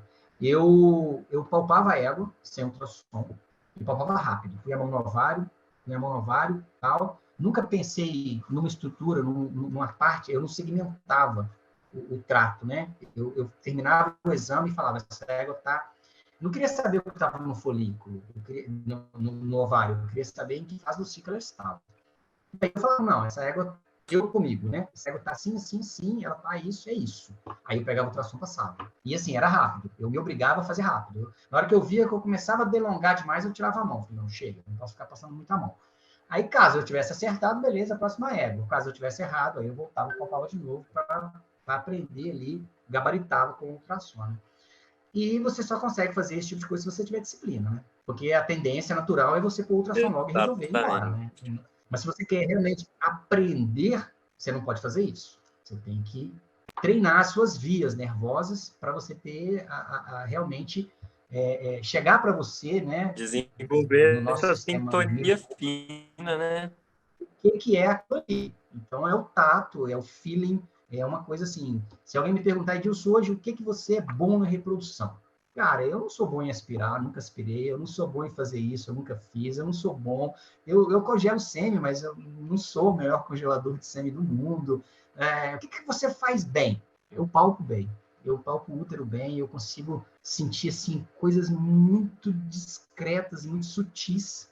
Eu acho que é o mais legal, você pôr a mão e falar assim, mas quando você pega a galera nova, né? Não, mas o Felipe tem 42, o útero está com edema grau 3. Eu falava assim, mas o que significa isso? Isso não significa absolutamente nada. O que significa você pôr a mão lá e falar assim, essa égua tá boa ou não tá boa, essa égua tá apta ou não tá boa, essa égua tá no ponto ou não tá, essa égua tá num ciclo bom, tá num momento bom, o ciclo tá ok ou não tá. E se não tá, o que você vai fazer para melhorar? Ou então não vou usar, porque não tá ok. Eu acho que é por aí. Ou esperar, né, o momento certo, né? Eu acho que eu faço o arroz com feijão bem feito. Mas isso é fundamental, é a base. É arrisco fazer uma coisa ou outra diferente. A modéstia também, Guará, tá demonstrando mais um... Tá grande. Você tá vendo? Não é modéstia, humildade não. É modéstia, tô gostando. Aqui. É realidade. Isso, Rafael, isso já é inteligência emocional, Rafael. Essa humildade. Mas agora não fala, né? O Ed, dando sequência, então, a evolução aí aos anos de carreira e aos trabalhos, aos aras, acho que agora a gente sai do Yuri você foi para Ponte Nova, né? Para Aras Três Corações, não foi isso? Eu fui para Ponte Nova. Eu fiz 2 estações no Yuri e aí, enfim, a coisa fluiu, né? E aí eles me chamaram, o Alexandre, na época, era o gerente lá, ele tomava conta do Três Corações, e o Ronaldo estava comprando, tinha pego as regras do Tonhão, foi aí que eu conheci a Cuca Café, a Babá, enfim, aquela iguada fantástica que ele comprou naquela época. E aí ele me falou, você vai sair do Yuri, tem o Ronaldo lá em ele quer fazer um programa de TE, e foi quando construíram, nesses 2 anos, construíram. Aí você sabe, né, Rafael? Pô, o Rafael participou intensamente desse período, né, do Três É para Corações. contar para a turma nova. Essa é uma história totalmente à parte, né? E aí eu fui para lá e a gente tinha chegado àquela iguada bacana, tinha o Damasco do Algar, que era um cavalo fantástico. Eu comprei uma égua neta dele, porque no Santa Esmeralda passou assim aquela frente. Eu falei, que égua é essa? É fulano. Eu falei, essa frente do Damasco. Comprei a égua. Ela é minha hoje. É uma égua preta chamada Zumba da Santa Esmeralda, que é neta do Damasco. Comprei por conta da frente, que era do avô. E boa de barriga, danadinha. Boa égua. Foi nessa época, como eu estava perto de Viçosa, né? Ponte Nova, para quem não sabe, 50 km, eu acho, mais ou menos, por aí. Eu falei, estou numa época boa de eu fazer o mestrado, né? Porque estou aqui do lado, o mestrado, né? Eu já tinha, sei lá, quase 3, 4 anos de formado, e, vou dar aula, vou fazer carreira acadêmica, o mestrado é importante, não sei se eu quero ficar no campo, fazendo isso dia a dia, vou tentar um mestrado. Aí encontrei o JD, né, que enfim, topou ser meu orientador. Topou ser meu orientador, um cara que trabalhava muito, que não tinha tempo de fazer experimento. Aí meu experimento, na verdade, foi um levantamento estatístico das 6 estações de monta que eu tinha, as 4 passadas mais as 2 do Três Corações. Foi aí que eu compilei esses dados, nós compilamos esses dados, tive ajuda, né, para fazer, para escrever e tudo. E aí foi quando eu fiz o meu mestrado em Viçosa. E aí, como eu estava em Ponte Nova... Eu não sei se você lembra, mas sob a orientação do Jorge, o Jorge falou, vai vir um cara aí, mexe com reprodução. Eu andava muito com o Jorge nessa época, vocês deviam conversar com ele e tal, aí te descreveu mais ou menos. Um dia no corredor, sentido da sala de anatomia, eu olhei e passou assim... Eu lembro como se fosse hoje, Rafael. Eu lembro, passou, eu fui lá e falei assim, isso aqui deve ser o Edilson que o Jorge falou. Aí eu fui lá e cutuquei no seu ombro e falei assim, você que é o Edilson? Aí nós começamos a conversar. Do nada, foi assim, no corredor. Assim mesmo. A gente levava os animais para Viçosa quando precisava ir lá, né? E eu ia muito a Viçosa, até porque eu ainda tinha uma ligação muito forte com a universidade. A Viçosa é um negócio doido, né? Você, sei lá, é como se fosse a sua casa realmente, né? Enfim. E eu me lembro muito bem disso. Eu estava lá na área da clínica, quase em frente à anatomia. Aí chega um cara de óculos, grandão, branco, falou assim, você que é o Edilson e tal, sei o que mais, você que trabalha no Três Corações? Eu falei, sou eu. Então, você não faz um estágio, uma coisa assim? Eu falei, enfim, eu tenho um problema com estagiário, né, cara? Enfim, eu nunca tive muitos estagiários, mas eu tive ótimos estagiários. Né? Acho que o Jorge... cara é o Rafael Goretti. Né? O Jorge teve que ajudar na época, eu acho. O Jorge... provavelmente. Provavelmente ele teve que ajudar. E foi uma época muito legal, né, Rafael? Porque não sei muito bem o quanto o Rafael já mexia com as éguas e ele começou aí ele comprou um carro, um Fusca, para também começar a mexer. Lembra disso, Rafael? Lembra. Depois apareceu a história do Minas Gerais lá, que acabou que não deu certo, enfim. E eu comecei, aí eu entrei no segundo ano, eu entrei no programa de mestrado, no primeiro ano, no segundo ano, não lembro bem, e o Rafael fazia estágio, o Rafael ia para o Aras, né, fazia estágio, ele e o Gustavo, que é professor lá em Goiás, né, o Gustavo, que é professor do IBVET, que é o Gustavinho, que é nosso, né, nosso Gustavo. E foi muito legal, foi muito legal. E assim, agora, eu vou mostrar uma coisa para vocês. Esse é um livrinho antigo da internet, um compêndio de reprodução animal. Aí eu tinha a parte experimental pronta, praticamente, que era só levantamento estatístico, roda o programa e beleza, compila os dados, faz as planilhas de Excel e aquilo ali, né? Minha tese de mestrado é isso, são números, né? Resultados.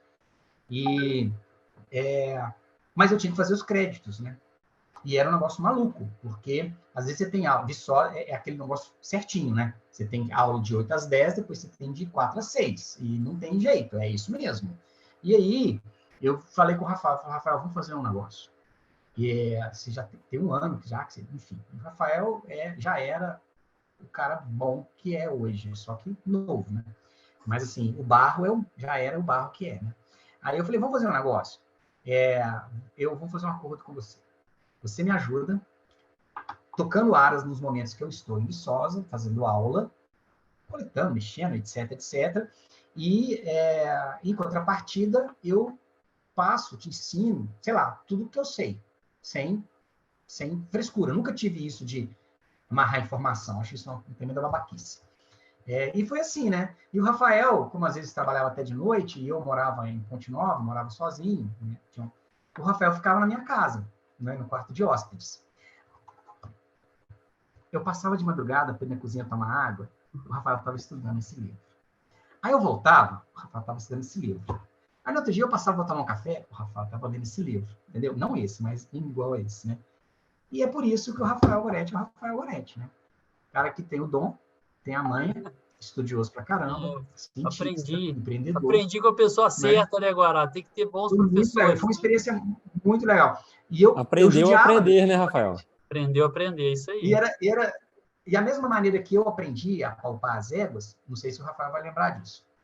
Ele ficava muito irritado comigo, eu sei disso, sabe? Porque eu marcava no relógio. Entendeu? Você tem 1 minuto para palpar essa égua. Aí, não deu tempo. Interessa, pulou para a próxima. E foi assim. Foi nesse ritmo meio carrasco, assim, que a coisa foi. Cara, eu lembro exatamente. Ótimo, cara. Foi fantástico. Eu lembro exatamente dessa fase da lei do 30 segundos para palpar cada égua, senão atrapalhava demais. Eu falei 1 minuto, mas é 30 segundos mesmo. A rotina era a lei de 30 segundos. Se eu falar 30 segundos, eu vou falar assim, nossa, cara é um carrasco, né? Não, mas eu não lembro com tristeza, não, com terrorismo, com pressão, não. Eu lembro como o estímulo e o desafio que foi para aprender. Porque você acabou de falar, eu fui lá para o Aras naquela época, né? E eu nunca tinha palpado uma égua de reprodução. Só cólica com Jorge. Mas o Rafael repetiu essa técnica depois também, viu, Edilson? Muitas vezes.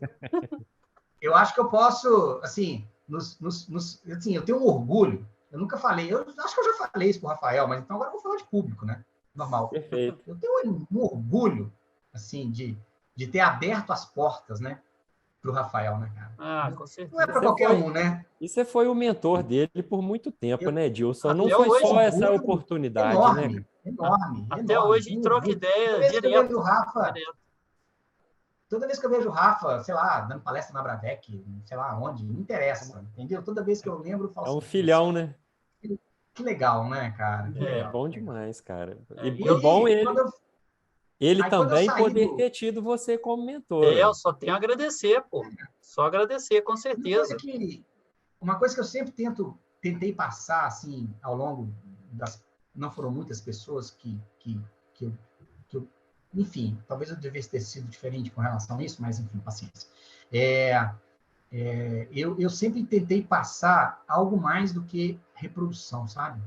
Eu tentei passar uma filosofia de trabalho, a maneira como você lida com o animal, o respeito, a integridade, o bem-estar, o cuidado. Quantas vezes eu briguei com o funcionário por conta de bater em bicho, sabe? Uma das coisas que me tirou, que eu saí do Três Corações, foi um evento parecido com esse. E, assim, foi bem legal que quando passou-se os 2 anos, eu fiz os créditos, meu mestrado estava encaminhado, o Rafael me ajudou muito, né, obviamente. Era uma legal, o Anselmo ficava lá, tinha umas histórias legais. O Anselmo não lavava embrião D9, e era em Divinésia, que é perto do Três Corações, a gente usava Damasco. Aí o Anselmo, não sei se o Anselmo vai lembrar disso, mas eu acho que sim. Aí o Anselmo me ligava, Edilson, tem um embrião aqui com D9, eu não dou conta não, vou levar. Ele punha água no caminhão, eu lavava a água, transferia o embrião e levava de volta para casa dele, era bem legal. Anselmo, veterinário do conforto, amigaço. Isso, nossa.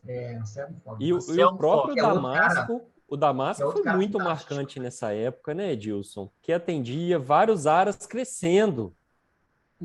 O Damasco, ele fez uma história, né? Aquela tropa Minas Gerais ali. Uma história, né? De qualidade de animal, de indivíduo, né, cara? Que cavalo fantástico, né? Quem que era, Rafael? Era Três Corações, Minas Gerais, o General. Minas Gerais. Bavária. E tinha mais um, Bavária. Bavária também usava ele, né? Eram 4 donos. Fez base em todos os aras, né? o cavalo fez uma base, né? Aquele cavalo, ele era diferente, realmente.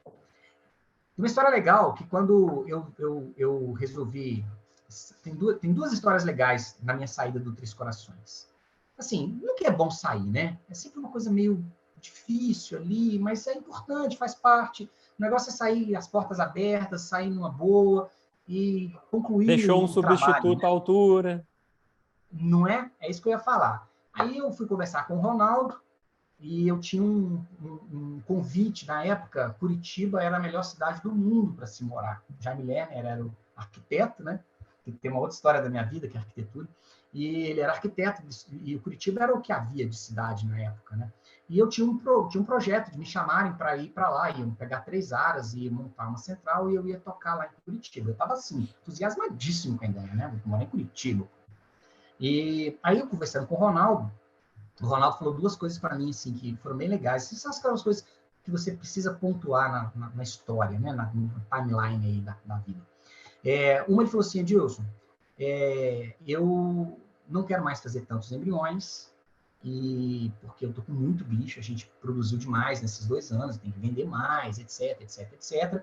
Mas eu queria inseminar umas éguas, eu queria fazer alguns embriões, poucos e tal, eu queria que você indicasse uma pessoa para ficar no teu lugar.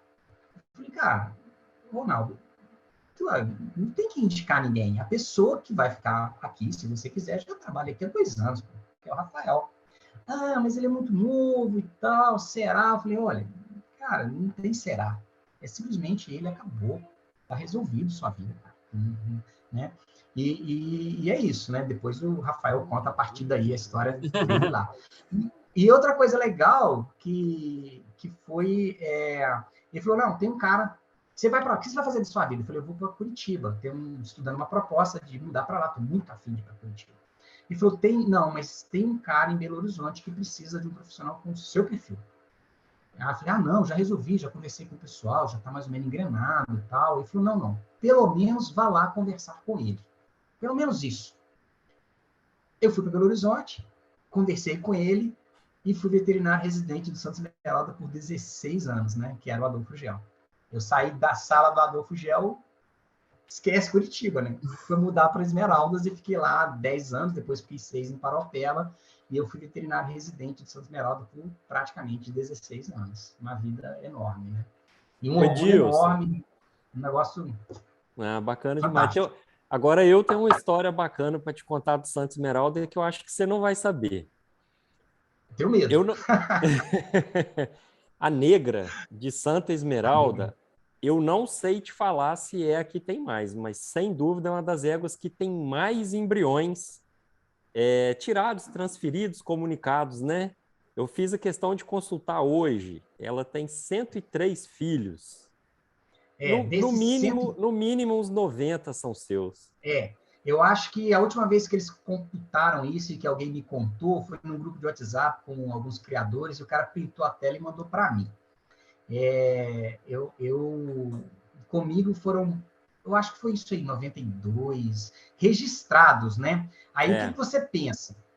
Existem as coletas negativas, existem os embriões que não pegam, existem os embriões que perdem, as éguas que abortam. Então, assim, registrados, mais de 90 filhos eu fiz com ela.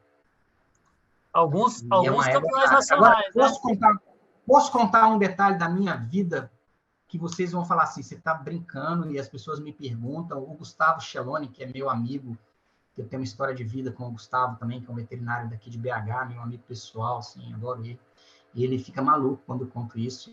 E assim, eu vou contar um negócio, vou contar uma coisa para vocês, eu vou confessar uma coisa para vocês, que ninguém vai falar assim, esse cara é maluco, né? Isso não existe, esse cara é doido. Eu nunca montei na negra. Eu nunca montei na negra. Mas por opção? Sabe por quê? Por opção. Nunca quis. Vocês vão falar assim, esse cara é maluco, né? Não sei, eu tinha um negócio com ela, assim, eu não queria montar nela, cara. Eu não sei, assim, é um cavalo, você usa para montar, mas para mim era uma coisa meio, sei lá, desrespeitosa, talvez, eu não sei explicar, não. Eu nunca montei nela. Da família. Eu nunca montei na negra da Santa Esmeralda. Trabalhei com ela 13 anos, 14 anos, nunca montei nela. Ô, Ed, tem assim, uma loucura, assim, doido isso. Ô, Ed, deixa eu te perguntar, e não sei se vai ser com ela que foi a história. Mas na época que eu estava no Três Corações e você estava no Santa Esmeralda e tivemos aquelas excursões aos Estados Unidos, você ficou lá um tempo. Na época a gente tinha acesso ao FSH Equino, a gente trazia dos Estados Unidos. Ah, aqui, não, foi a Bonança D2. Não foi com ela, não? Conta para nós essa história de uma égua que deu, sei lá, 7, 8 embriões num lavado só pós superovulação. Nós trouxemos, né, da Bionish, aquele FSH purificado, né, equino. E Rafael me deu um frasco de presente na época. Então, é FSH, né? É isso. É FSH, isso mesmo. Ele hoje em dia, depois, um tempo atrás, eles falaram de um recombinante, mas não é esse, é o mais antigo. E foi isso, não lembro o ano, 2005, 2006, sei lá. Foi na época que o Alexandre, que está hoje lá na Califórnia, estava fazendo um mestrado. O experimento do Alexandre, de mestrado, foi comigo lá no Santa Esmeralda. Nós fizemos um pacto. Eu ajudei a tocar o experimento dele e ele ajudou a escrever a minha tese. Porque, assim, eu trabalhava muito, ficava muito tempo. E eu sou um cara que não tem muita paciência de sentar e ficar ali sentado fazendo aquilo. Meu espírito é inquieto, sabe? Eu não consigo. Com meia hora eu começo a ficar doente, eu tenho que levantar e fazer outra coisa. E aí, não sei exatamente como que veio, mas, enfim, eu fui a Bonança D2. Eu superovulei com FSH e foi decaindo, assim. Foram 9 folículos, ovularam 8. Eu sei que eu recuperei... Não, foi 8 e ovularam 7. E eu recuperei 6 embriões no mesmo lavado. Não existe foto, não existe artigo, não existe propaganda, existe a ficha da égua que eu ainda tenho. Tem que achar em algum lugar, nos meus arquivos, eu tenho a ficha dela.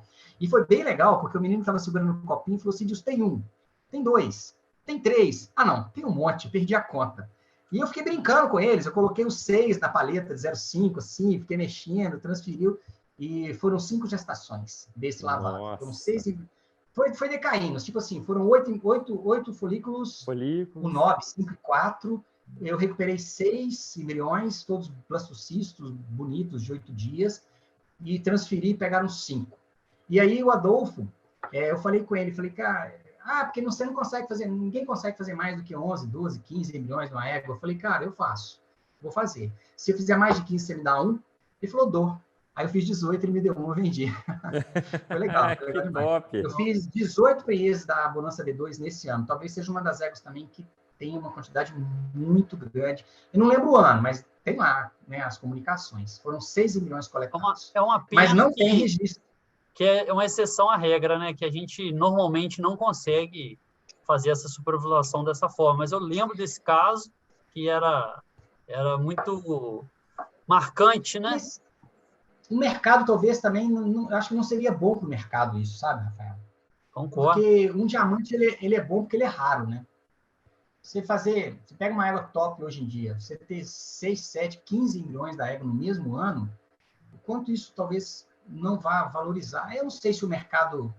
Eu acredito no mercado. O mercado seria tem um efeito comparativo, mas que foi uma experiência fantástica. É dessas coisas que você faz, eu não publiquei, eu não tenho foto, a gente não tinha celular como tem hoje. Talvez hoje eu tivesse feito fotos dele, mas eu não tinha, não fiz. Hoje você ia postar no Instagram. É um negócio pessoal, entendeu? É uma satisfação ali minha, da hora de mexer, foi divertidíssimo. Eu ri pra caramba, foi muito legal, foi muito bacana confirmar os embriões depois. Satisfação pessoal, né? Não, imagina você chegar em casa depois de um dia de trabalho que você tirou 6 embriões da mesma égua. Não dorme, não. Pensa, não dorme, não. Dorme, não. Eu vou procurar a ficha dela, vou bater uma foto e vou mandar para vocês. Boa. Vai demorar, porque eu não sei nem onde. Porque eu tenho ficha de todas as minhas éguas, porque eu tenho aquele esquema arcaico, antigo, de pegar ficha, né? E cada égua tem uma ficha clínica, e eu tenho isso há 26, sei lá quantos anos. Tem uma foto minha no La Glória, fazendo as fichas lá, sentado na mesinha debaixo daquele apartamento, com as fichas espalhadas. Alguém fez uma foto de cima, não me lembro. Que legal, e eu tenho todas as fichas clínicas de todas as éguas que eu mexi desde que eu me formei. Nossa, todas. Top demais. Assim, é uma pilha de papel absurda, né? Mas é uma relíquia, né? O Edilson, conta pra gente sua experiência internacional, quando você esteve fora do país. Eu fui o Alexandre, né, que é colega do Goretti lá, de Viçosa. É Rocha Filho, Rafael? Alexandre o Rocha Rocha. Filho. Alexandre Rocha Filho. É outro cara fantástico, né? Fantástico. Do time seus, né? Do time. Ele é, assim, camisa 10, né? Cada um tem um perfil, né? O Alexandre tem o perfil dele, mas ele é um cara incrível. E aí ele foi para os Estados Unidos, indicado pelo Alvarenga, para trabalhar numa central lá na Califórnia, no sul da Califórnia, no Burns Ranch.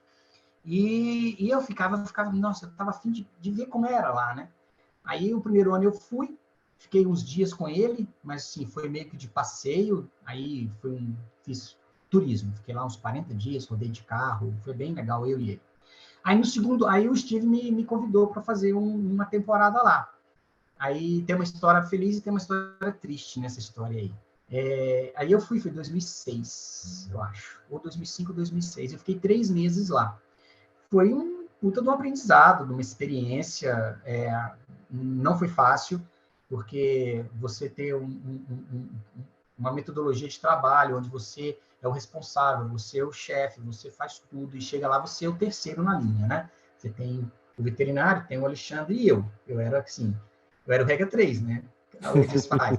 E fica um pouco difícil você lidar com isso. De repente faz uma prática, uma técnica diferente da que você faz, e você fala assim, putz, isso aí a gente faz melhor no Brasil, entendeu? Mas foi uma experiência fantástica, trabalhamos muito, 100 dias de folga, a gente trabalhava o dia inteiro, tinha dia que tinha 18 lavados, 15 lavados, 12 lavados. O Steve tem uma taxa de prenhez, assim, na receptora incrível. Eu ficava vendo assim, ele não perdia nenhuma prenhez. Um esquema muito diferente, né? Valores, eles têm os breeding days, né? Então, assim, no dia de cobertura, aí começava a chegar trailer, né? Aquelas caminhonetes incríveis, com um monte de cavalo. E, assim, foi uma experiência muito, muito, muito bacana, muito enriquecedora. Ele me convidou, na época, para ficar lá, mas eu tinha um vínculo muito grande com o Santa Esmeralda e com a minha família, e eu não topei. Falei, não, vou voltar, eu não sei, eu vou voltar para minha casa, né? E foi uma coisa difícil, porque foi o ano que o Elo foi o grande campeão, né, da Nacional, e eu não estava aqui. E eu era um cavalo que eu tenho uma relação pessoal com o cavalo, né? Outro dia eu liguei para o Adolfo, falei, Adolfo, deixa eu ir aí. Uma forma de dizer, né? Me permita ir aí que eu quero visitar o cavalo. Aí eu fui lá, passei umas horas lá, fui lá ver o cavalo e tal, porque eu gosto realmente do Elo. Eu tenho uma afinidade com o cavalo. Esse cavalo, trabalhei com ele desde que ele tinha 3 anos. Praticamente eu coletei ele quase a vida toda, né? Quase todos os filhos dele até 3 anos atrás. Um cavalo que nem não é tão usado mais, fui eu que fiz, né? Mas foi uma experiência única. Eu acho que quem tiver a oportunidade de sair do Brasil e ver como é que as coisas funcionam lá fora, aí você vai ver muita coisa legal. Assim, você vai abrir um armário e você tem produtos de tudo que você quiser, você tem. Né? Uma máquina para tudo, um equipamento para tudo, um medicamento para tudo. E receptoras aí, bem nutridas, né? Valorizar o que você tem no Brasil também. Mas a gente tem uma medicina veterinária na reprodução aqui no Brasil que é primeiro mundo, né? Assim, acho que não tem nem que falar isso de primeiro mundo, não importa isso. É um termo que a gente tem que parar de usar, na verdade, de primeiro mundo. Não existe mais isso. Nós, brasileiros, eu falo isso com muita tranquilidade, né? Aí o Goretti, né? Tá. A gente não deve nada para ninguém, né, cara? A gente é muito bom no que a gente faz. Ô, Ed, foi nessa época aí que vocês fizeram aquela viagem e alugaram um conversível? Foi. Deslumbrado, né, cara? Eu cheguei lá, eu queria alugar um Mustang, porque eu sou apaixonado por Mustang. Não sei se é por causa do cavalinho, acho que tem a ver, né? Aí eu falei, Alexandre, eu quero alugar um Mustang. Aí entrei lá, daqui do Brasil, aluguei o carro e tal. Chegou lá, o cara não tinha um Mustang para mim. Aí me alugou um V6 lá da Chrysler, conversível, azul, um mega carro. E eu fiquei rodando com ele. Aí nós viajamos. Aí eu fiquei uns 3 dias no Burns com o Alexandre, esperando ele terminar a temporada. E eles têm uma filosofia. Até falei isso com o Goretti hoje ou ontem, não sei. Aí eles têm uma filosofia, né? Se você não tem o que fazer aqui, não fique aqui. Não fique de sapo, né? Então, assim, aí eu cheguei lá 1, 2 dias. Aí o Alexandre falou comigo, Edilson, não tem como você ficar aqui à toa, ficando vindo aqui. Você vai, o pessoal não é outra filosofia. Aí eu fiquei rodando lá, ia para uma cidade, ia para o cinema, ia para passear e tal. E aí na hora que ele sentou de férias, eu peguei o carro, a gente rodou 10 estados. A gente subiu toda a costa da Califórnia, aquela Highway 1, que é um passeio assim, dos mais bonitos, né? Big Sur do mundo, um negócio incrível. Aí teve engraçado que eu teve uma hora que eu parei em cima de um penhasco, assim, o Oceano Pacífico, aquele mundo, né? Parei o carro, desliguei, capota baixada. Aí o Alexandre, vamos? Eu falei, vamos não, vamos ficar aqui uns 10 minutos que eu quero curtir isso aqui, cara. Eu não sei quando é que eu vou voltar aqui, não. Foi muito legal. Eu conheci nos Estados Unidos que as pessoas geralmente não conhecem, né? Porque a gente rodou o meio oeste, passando umas situações engraçadas, fomos parados pela polícia 2 vezes. 2 caras, um cara conversível, com placa da Califórnia. O Alexandre, da minha altura, talvez um pouquinho mais baixo que eu. 2 caras pequenos, morenos, né? Cabelo preto, num carro conversível, placa da Califórnia, a gente teve Idaho. Os caras pararam a gente, falaram, que é isso aqui, né? Você sente realmente que eles têm um monte de preconceito, assim. Mas eles não achavam que eu era mexicano, por exemplo. Eles achavam que eu era italiano por conta do sotaque, né? Mas foi um passeio incrível, foi uma temporada muito boa. Eu acho que quem tiver a oportunidade de ter uma experiência fora do Brasil deve ir. Porque muito válido, né? Muito válido. Bom demais. Ô Edilson, tem uma outra passagem bacana, você vai lembrar, a gente conversou sobre isso.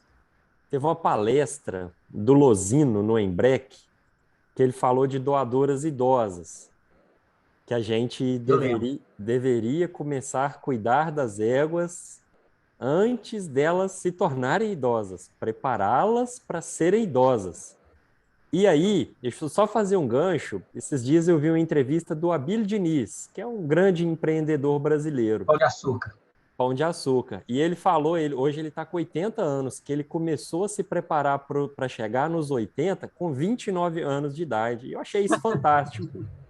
E eu queria lembrar dessa passagem com você e o que você acha disso, e até fazendo um paralelo com a gente mesmo.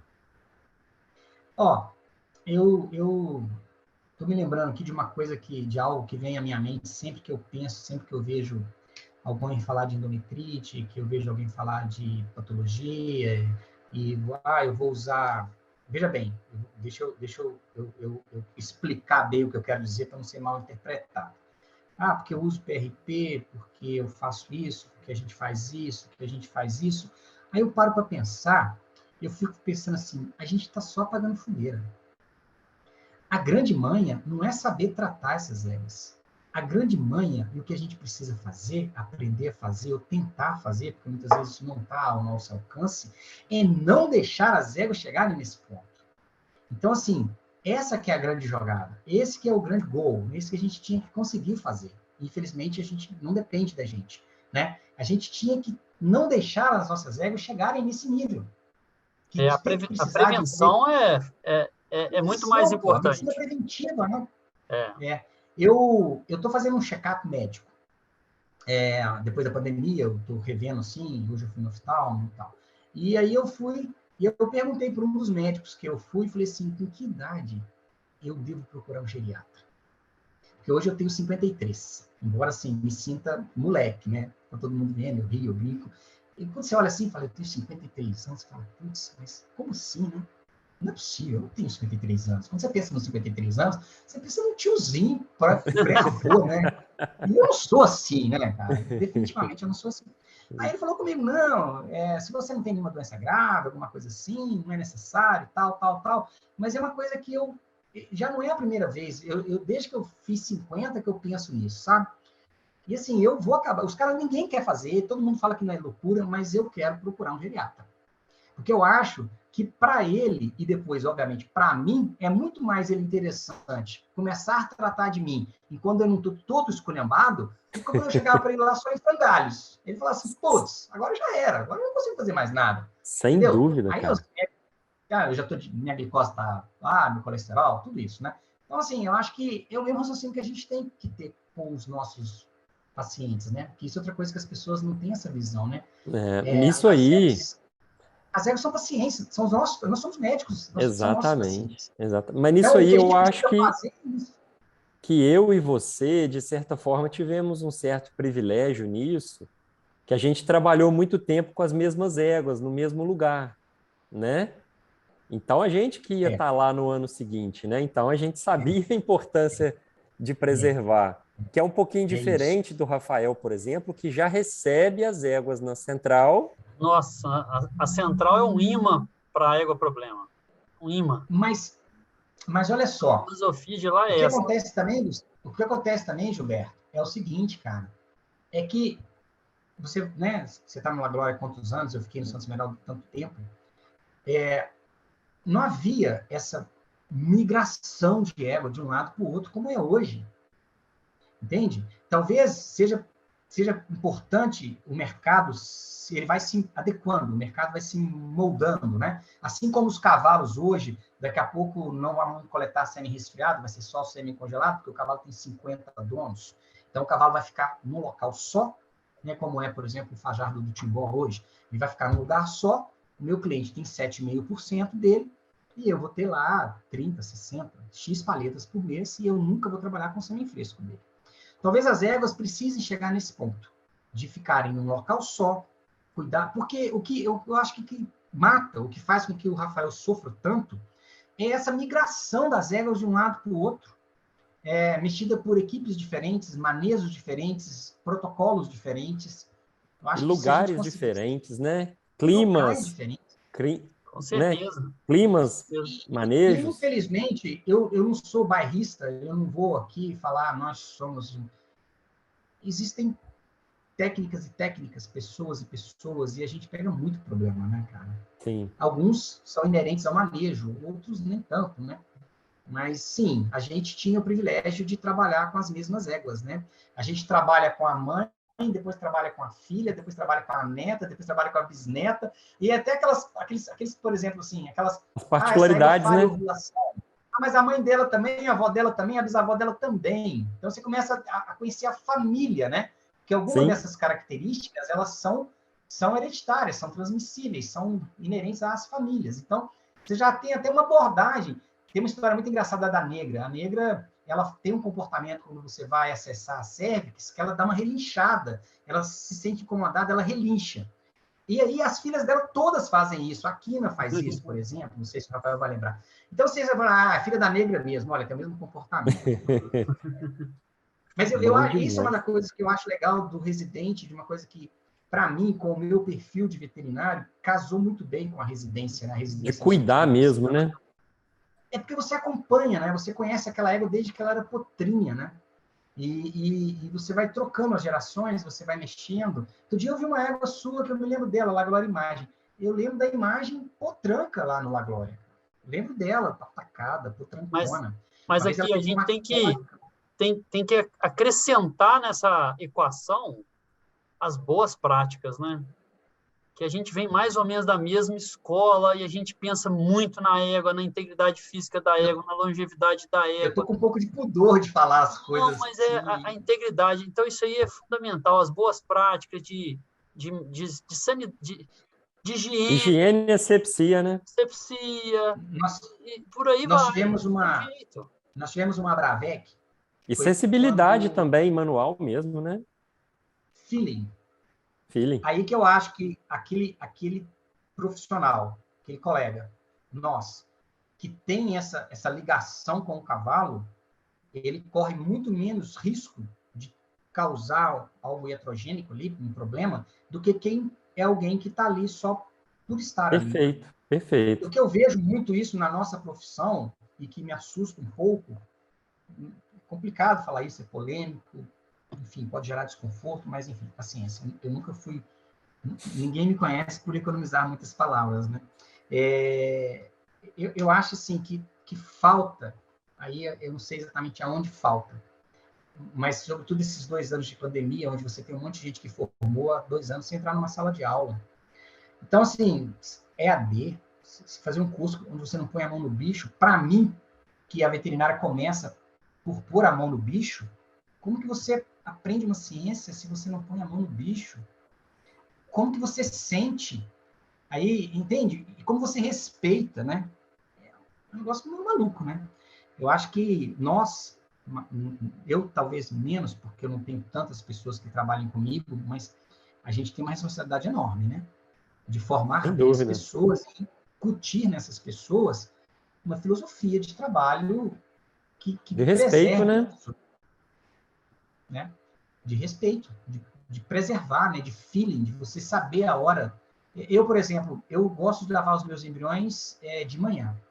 Muitas vezes eu tenho uma coleta de 8 no final do dia e eu falo, não, hoje eu não vou fazer.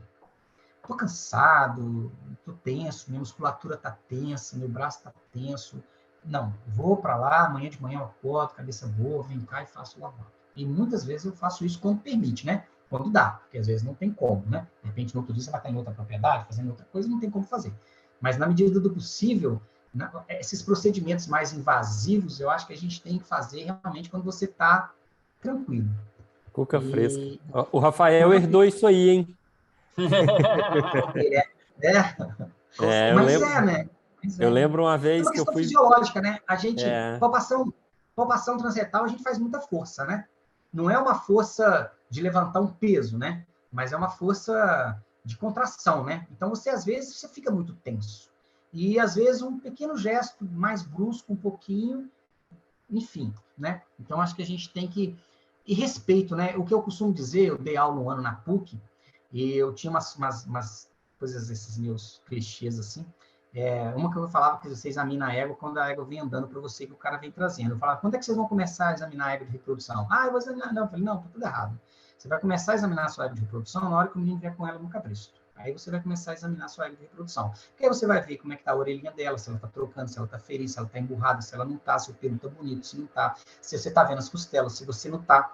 Porque o que eu vejo isso, por exemplo, na nossa formação, e que eu vejo isso, eu dei aula um ano na PUC, então eu tive essa experiência, reprodução, para mim, antes de tudo, é imunologia. E aí, como é que você vai falar para alguém que acha que reprodução é uma matéria de final de curso? Você começa a fazer reprodução quando você faz a primeira disciplina do ciclo básico. Fisiologia, imuno, sabe? É isso que é reprodução. A reprodução de final de curso é quando você faz um desenho, aí depois você vai lá e dá a arte final. É isso. Na sua tese de mestrado... Ou na reprodução, começa lá atrás. Na sua tese de mestrado tem uma passagem de imunologia muito legal, né? Tem que ser, né, cara? Tem.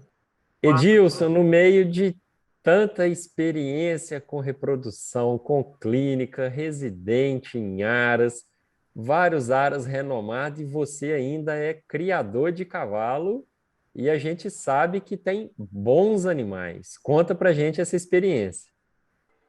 É legal, assim, que o meu primeiro cavalo, filho do Elo, letra A, eu coloquei o nome de Atrevido, porque eu achei que era muito atrevimento um veterinário criar cavalo, entendeu?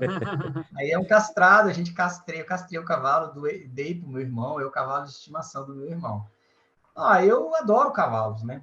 E eu ficava olhando as éguas do Elo, assim, na época que teve uma tropa da Rebanho lá, aqueles animais muito bonitos, né?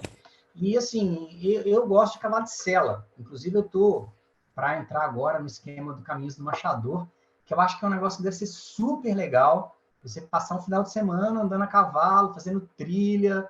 Eu já fiz um pouco de enduro com o machador, não fiz enduro com árabe. Eu gosto de montar, eu gosto da natureza, eu sou ambientalista, né? Então, assim, eu acho que é o próximo passo. E eu resolvi criar. Então, fui comprando umas éguas, na verdade, umas coberturas e tal. Eu tenho uma eguinha marcha picada que está ganhando aqui na região, o pessoal está muito feliz com ela, elogiam muito. Tem um cavalo que eu vou sair com ele para o ano que vem, provavelmente, um cavalo muito machador, um filho do lobo da Pedra Verde, um cavalo muito machador. O Gustavo Cheloni me ajuda, né? Ele me ajuda nos acasalamentos, ele conhece muito de linhagens e de genealogia. A gente já tenta associar genética, né? Genótipo e fenótipo e criar bons animais de sela. E é uma paixão, né? Mas, assim, é uma brincadeira meio cara, enfim, tem que ir de leve, porque a brincadeira é meio pesada, realmente. Ô Ed, tem outras paixões aí também, né? Eu sei que tem moto e tem Sou uma aficionado por motocicleta.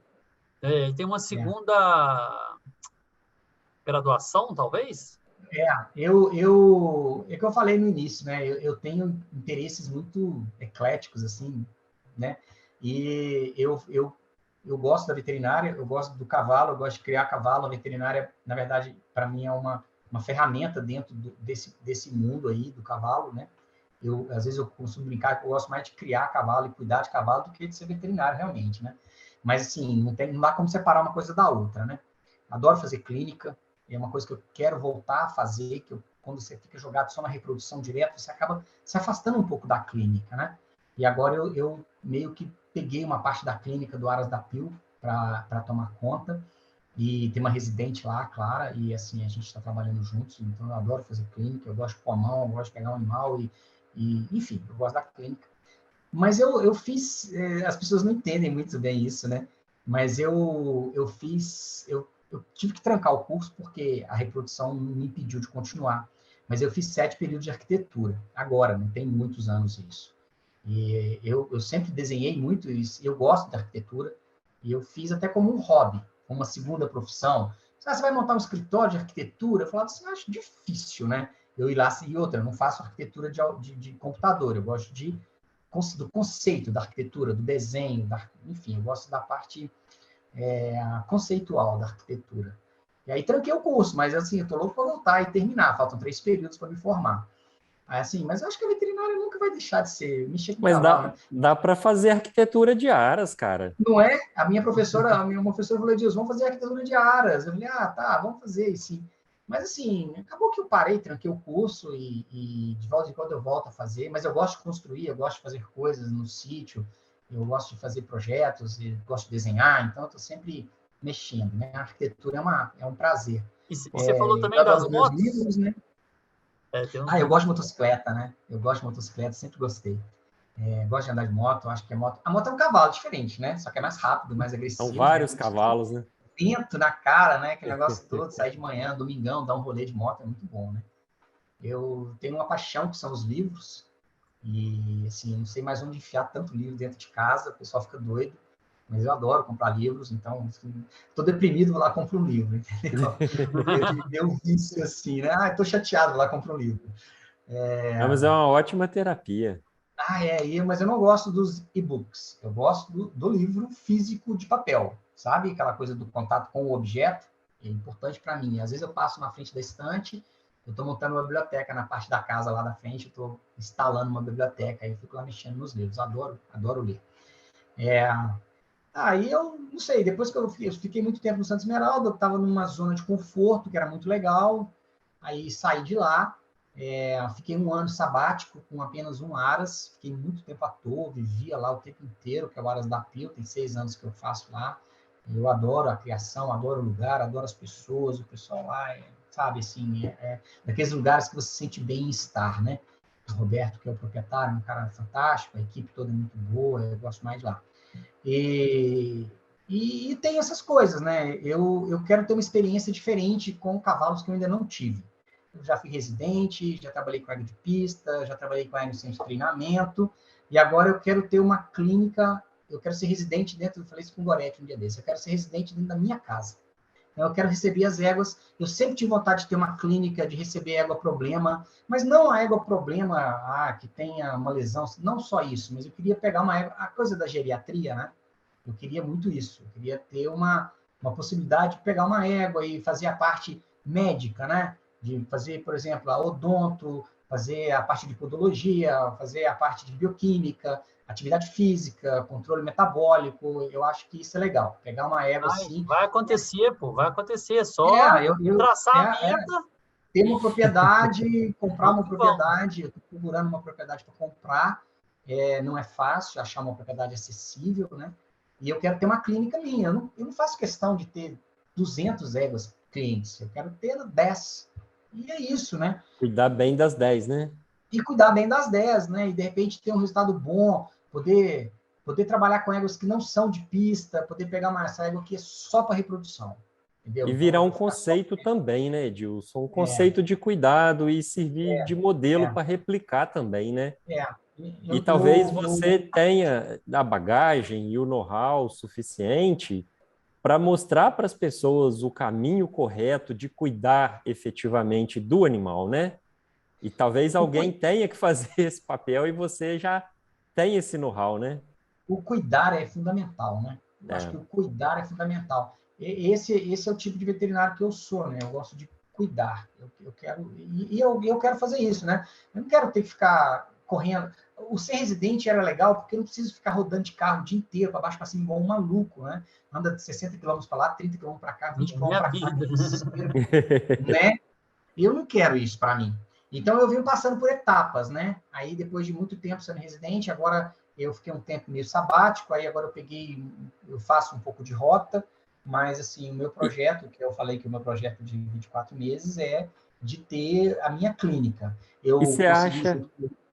Eu consegui junto com o Lucas, o Lucas, que tem um Aras, Lucas Luxúria, a gente montou uma empresazinha micro, chama Equilog, e é um local pequeno, tem um laboratório pequeno, tem 6 baias, a gente recebe alguns garanhões, faz um pouco de logística de venda, de comercialização de palhetas, eu crio as minhas éguas lá, ele cria as deles lá, e então é legal você ter um laboratório seu, dentro da tua casa, que é uma experiência que eu ainda não tinha tido. E você não acha que isso é uma forma já de retribuição, uma forma de prestar um serviço para os cavalos? Lá no íntimo? Eu acho. Então, eu chego lá, pergunto aos meninos, e aí, como é que tá o Zurique? Tá bem? Como é que tá fulano? Tá bem? Tá tudo tranquilo? O cavalo tá bem? Tá comendo bem? Eu vou lá, olha, o pelo tá bonito, tá bacana, tá comendo bem. Então, assim, eu acho isso bacana, sabe? E permite você ficar mais tempo dentro de um lugar só, cuidar mais dos bichos e ter um resultado bom, né? Porque para você ter resultado bom, você tem que se dedicar. Isso aí é fato. E enxergar o cavalo globalmente, né? Não tem jeito. Isso é uma coisa que eu sempre procurei fazer, né? Ver o indivíduo como um todo, né? Não setorizar o cavalo, sabe? Eu acho que é importante você entender, ter uma coisa meio do todo, né? Perfeito. Então, meu projeto agora é ter esse local e poder ter um outro jeito de trabalhar, né? Uma maneira que eu ainda nunca fiz. Uma licença poética quase, né, Rafael? Eu quero ser residente dentro da minha própria casa, entendeu? É isso que eu quero. Quero acordar, morar lá, tomar meu café da manhã e chegar lá às 7 horas, 6h30, e mexer nas minhas éguas, vou em casa, almoço, volto, dar uma assistência aqui, uma assistência ali, uma coisa legal de fazer. Mas eu quero ter uma clínica, que eu sempre quis ter, eu quero ter uma clínica. Eu não quero ter uma central. Eu, pessoalmente, não gosto muito do nome central. Eu não sei, eu não gosto muito desses lugares comuns. Eu quero ter uma clínica reprodutiva. É isso que eu quero fazer. Top. E aí você vai pegar problemas, e o que é melhor do que você pegar um problema, um desafio, e conseguir resolver, né? Eu acho que tem uma satisfação enorme, né? Com certeza. Para isso eu preciso me qualificar mais, né? E aí eu pedi ao Gorete se eu posso fazer um estágio com ele. É verdade, você sabe disso, pô. Eu acho que sabe o que eu respondi para ele, Guará? Que eu vou pagar ele para vir. Eu falei isso com o Gustavo Araújo, né, que é professor lá em Goiás, que é professor do IBET e tal. Eu estava pensando em fazer um doutorado. Aí eu falei com ele, Gustavo, eu quero que você me oriente. Deus, mas eu falei, cara, isso aqui é o que é mais legal do que você participar da formação de alguém e essa pessoa tem uma carreira acadêmica e depois você pode ser orientado dele. É fechar um ciclo. Eu acho isso fantástico. Então, assim, igual o Tô falou, Gorete, será que você aguenta ficar aí uns dias com você, 2 ou 3? Você não quer atrapalhar, entendeu? Eu acho que a gente nunca para de aprender. A zona de conforto é um lugar muito perigoso. Perfeito. Eu acho que você tem que se motivar. E você quer motivação melhor do que passar 2, 3 dias acompanhando o Rafael? É tudo que eu quero. Claro. Não é porque eu participei da formação há 15 anos atrás, abri a porta, né? Não fiz mais do que isso, que eu não tenho que aprender com o Gorete, pô. Né? Quem é que não tem o que aprender Até porque ele teve muitas experiências diferentes de você, né? Eu estou falando mais do Rafael, porque a gente tem mais intimidade, né, Gilberto? Mas eu sei do excelente profissional que você é, né? Claro. A sua qualificação. Eu já estou fazendo um estágio constante com ele. Pois é, aí assim, nós estamos juntos, ele né? Estágio, né? Eu tô esse intercâmbio é muito bacana. A verdade, uma coisa legal, Edilson, e que o Rafael, a gente comunga disso há muito tempo, é que a gente tem uma forte ligação, todos nós que passamos por Viçosa, a gente tem uma forte ligação, mesmo sem ter um contato diário, né? É um denominador comum, né? É um denominador comum, perfeito. E a gente tem um carinho recíproco, todos, um pelo outro, né? Pelos outros. É verdade, sem dúvida, né, cara? Sem dúvida. Eu estou em período probatório, né? Estou esperando o retorno aí, vamos ver.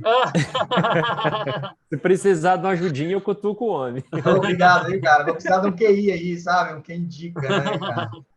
Não, mas Bom demais. é legal demais isso, né? Eu acho muito bacana. Ô, Ed, eu Assim, acho você tem que que... estar sempre apto, né, a aprender. Claro, claro. E fantástico essa disposição sua, né, Edilson, de estar sempre se reinventando, se reinovando, se motivando, né, cara? Com tanta experiência já vivida, Senão fica muito chato, legal. né? Senão fica Exatamente. chato, Gilberto. Se você Exatamente. A não tiver gente. algo que o motive, né? E É, assim, os desafios eles estão em todos os dias. Se você fica parado, né? você cai na vala comum, né? Zona de conforto é uma coisa muito complicada, muito perigosa, né? Eu acho muito perigoso.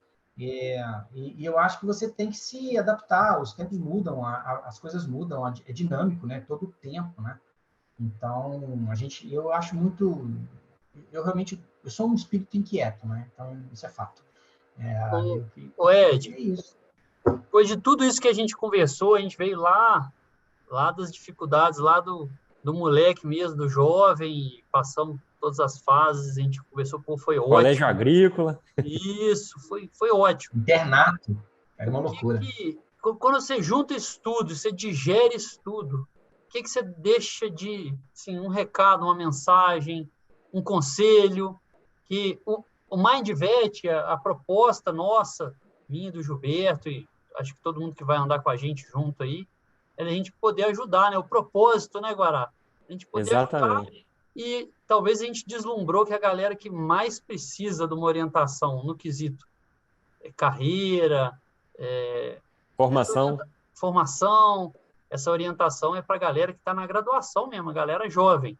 E não adianta a gente querer conversar, ensinar padre a rezar a missa, né? Não tem jeito. O que você falaria para a turma, para os nossos futuros colegas? Cara, eu vou falar o que eu falei quando eu fui professor da PUC Betim, quando eu fui professor 2 períodos lá, e eu vou falar o que eu falava para os meus alunos de então, né? Eu acho que algumas coisas são muito importantes que você precisa ter para você ter sucesso na carreira, sucesso pessoal, né? Você se sentir bem, ser respeitado e tudo isso, né? A primeira coisa que eu acho é assim, não deixe, se você quer fazer reprodução, que é o nosso foco, né? Não deixe para estudar reprodução no final de curso. Reprodução você começa no início do curso, quando você vai estudar as matérias básicas, fisiologia, eu vou falar de novo na imuno, porque é uma disciplina que eu vejo assim, uma relação intrínseca com as boas práticas e os cuidados e o resultado na reprodução. Estudar, né? Eu acho que estudar de verdade, estudar muito, né? Não pode ter preguiça, né? Tem que ter disciplina. Eu sei que às vezes não é fácil, no mundo é corrido, você tem uma série de coisas que tiram a sua atenção. Desligar o celular de vez em quando eu acho um conselho ótimo, porque isso distrai você e tira você do foco. Menos tempo de tela e mais tempo de livro, né? Eu acho que estudar é fundamental, estudar bastante, estudar com seriedade, desde sempre. Uma outra coisa que eu acho que todo mundo precisa cultivar e que eu vejo um pouco que a galera nova, eu acho que a gente tem que ter postura, né? Nós somos médicos veterinários, a gente tem postura, a gente tem uma carreira, a gente tem uma profissão, a gente tem uma qualificação que a gente precisa defender, né?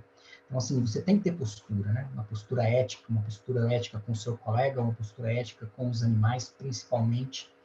Muito amor naquilo, né, cara? Colocar muito amor naquilo que você está fazendo, eu acho fundamental para ter um resultado. Estar feliz, né? Fazer aquilo que gosta, ser feliz. Eu acho que eu não quero... eu acho que vocês vão falar isso no decorrer do programa, do projeto de vocês, que é o Mindset, né? E vocês, essa coisa da neurolinguística, você se adaptar àquele momento sei lá, tentar fazer isso da melhor maneira possível, né? Ser feliz naquilo que você está fazendo, gostar daquilo que está fazendo, ter um propósito, não fazer por dinheiro. O dinheiro é uma consequência, o sucesso é uma consequência. Se você trabalha só focado em dinheiro, em sucesso, em glamour, em fama, você não vai conseguir alcançar, porque não é o caminho. Isso é um tijolinho ao insucesso. Está fadado ao insucesso. E a infelicidade, a frustração e a insatisfação. Então, você vai construindo tijolinho a tijolinho. Seja feliz naquele momento que você consegue detectar a primeira ovulação na mão. Seja feliz na hora que você faz a tua primeira emprenhez, na hora que você vê o primeiro potro, na hora que você assiste o primeiro parto, entendeu? Na hora que você tem a primeira estação de monta, um resultado legal. Curta esse momento, estude, dedique-se, né? Faça com prazer, faça com gosto. Faça porque vai te fazer bem, né? O sucesso, a grana, isso aí vem a reboque. Isso não pode ser o fim, né? Isso é uma consequência. O fim é realmente se dedicar naquilo que você quer. Estudar bastante, estudar muito, valorizar o teu professor, a tua dinâmica e postura, né? E tentar estudar coisas fora da veterinária. Ler bons livros, sabe? Ter uma outra fonte de cultura. Eu acho que as pessoas hoje em dia se perdem muito, muita frivolidade, sabe? Estudar mais, ler mais, saber mais, conhecer mais, tudo isso agrega, né? Eu acho que tudo isso faz de você um profissional, um cidadão, uma pessoa mais completa e, naturalmente, o sucesso vai vir. Favas contadas, né? Eu acho que é por aí. Estudar, né? Mostrar aqui, ó. Relíquia, esse aí é relíquia. Mas esse aqui eu vou colocar em cima, porque ele é pesado. Os mais atuais. Se você quer fazer reprodução, essa é a Bíblia. Vá aos congressos, ouça as pessoas que têm experiência, né? Participe, né, do que o Gilberto está fazendo, do que o Rafael está fazendo, sabe? Procure se informar bem, procure se espelhar em alguém que tem uma conduta, tenha postura, tenha ética, vá pelos bons conselhos e pelos bons exemplos, né? Mas não adianta, não. No pain, no gain. Tem que ralar, tem que estudar, Sim, claro. entendeu? Tem que estudar mesmo e não tem outro jeito, não. E praticar, com muito respeito pelos animais, sempre, né? E praticar e estudar, cara. Acho que é por aí. Perfeito. Eu falo muito. Edilson, foi ótimo. Eu vou fazer os agradecimentos antes do Rafael, né? Queria te agradecer imensamente, cara. Nossa, um prazerzão. Eu tenho menos contato com você do que o Rafael tem, mas com certeza absoluta você é uma referência para mim também. E foi muito bacana, muito enriquecedor. Você está de parabéns por sua trajetória, cara. Mesmo para gente que já está no campo, é muito incentivador e inspirador, né? Então, parabéns e muito obrigado. Para mim foi um prazer bater papo com vocês. Ainda mais foi gostoso, foi descontraído, foi nota 1000. Muito obrigado. Doutor Edilson de Paula Lopes, né? Vamos dar o crédito a essa figura ilustre e que, como o Guará falou, é referência. Eu sou suspeito. Estou suspeito para falar porque é meu ídolo, né, pô? Na verdade é essa. Mano. A recíproca é verdadeira, né? Meu estágio, hein? Em julho. Não esqueça. Dia que quiser, pô. Dia que quiser. Bom Show demais. de bola. E a gente sempre tem o Imbrec, depois tem a Bravec. Obrigadão. Papo, né? Obrigadão, pois é. Botar esses papos aqui. Obrigado mesmo, Edilson. Valeu, cara. Obrigado de coração. Boa noite. Obrigadão, Rafael, obrigado. Abraço. Boa noite. Boa noite, Guará. Valeu.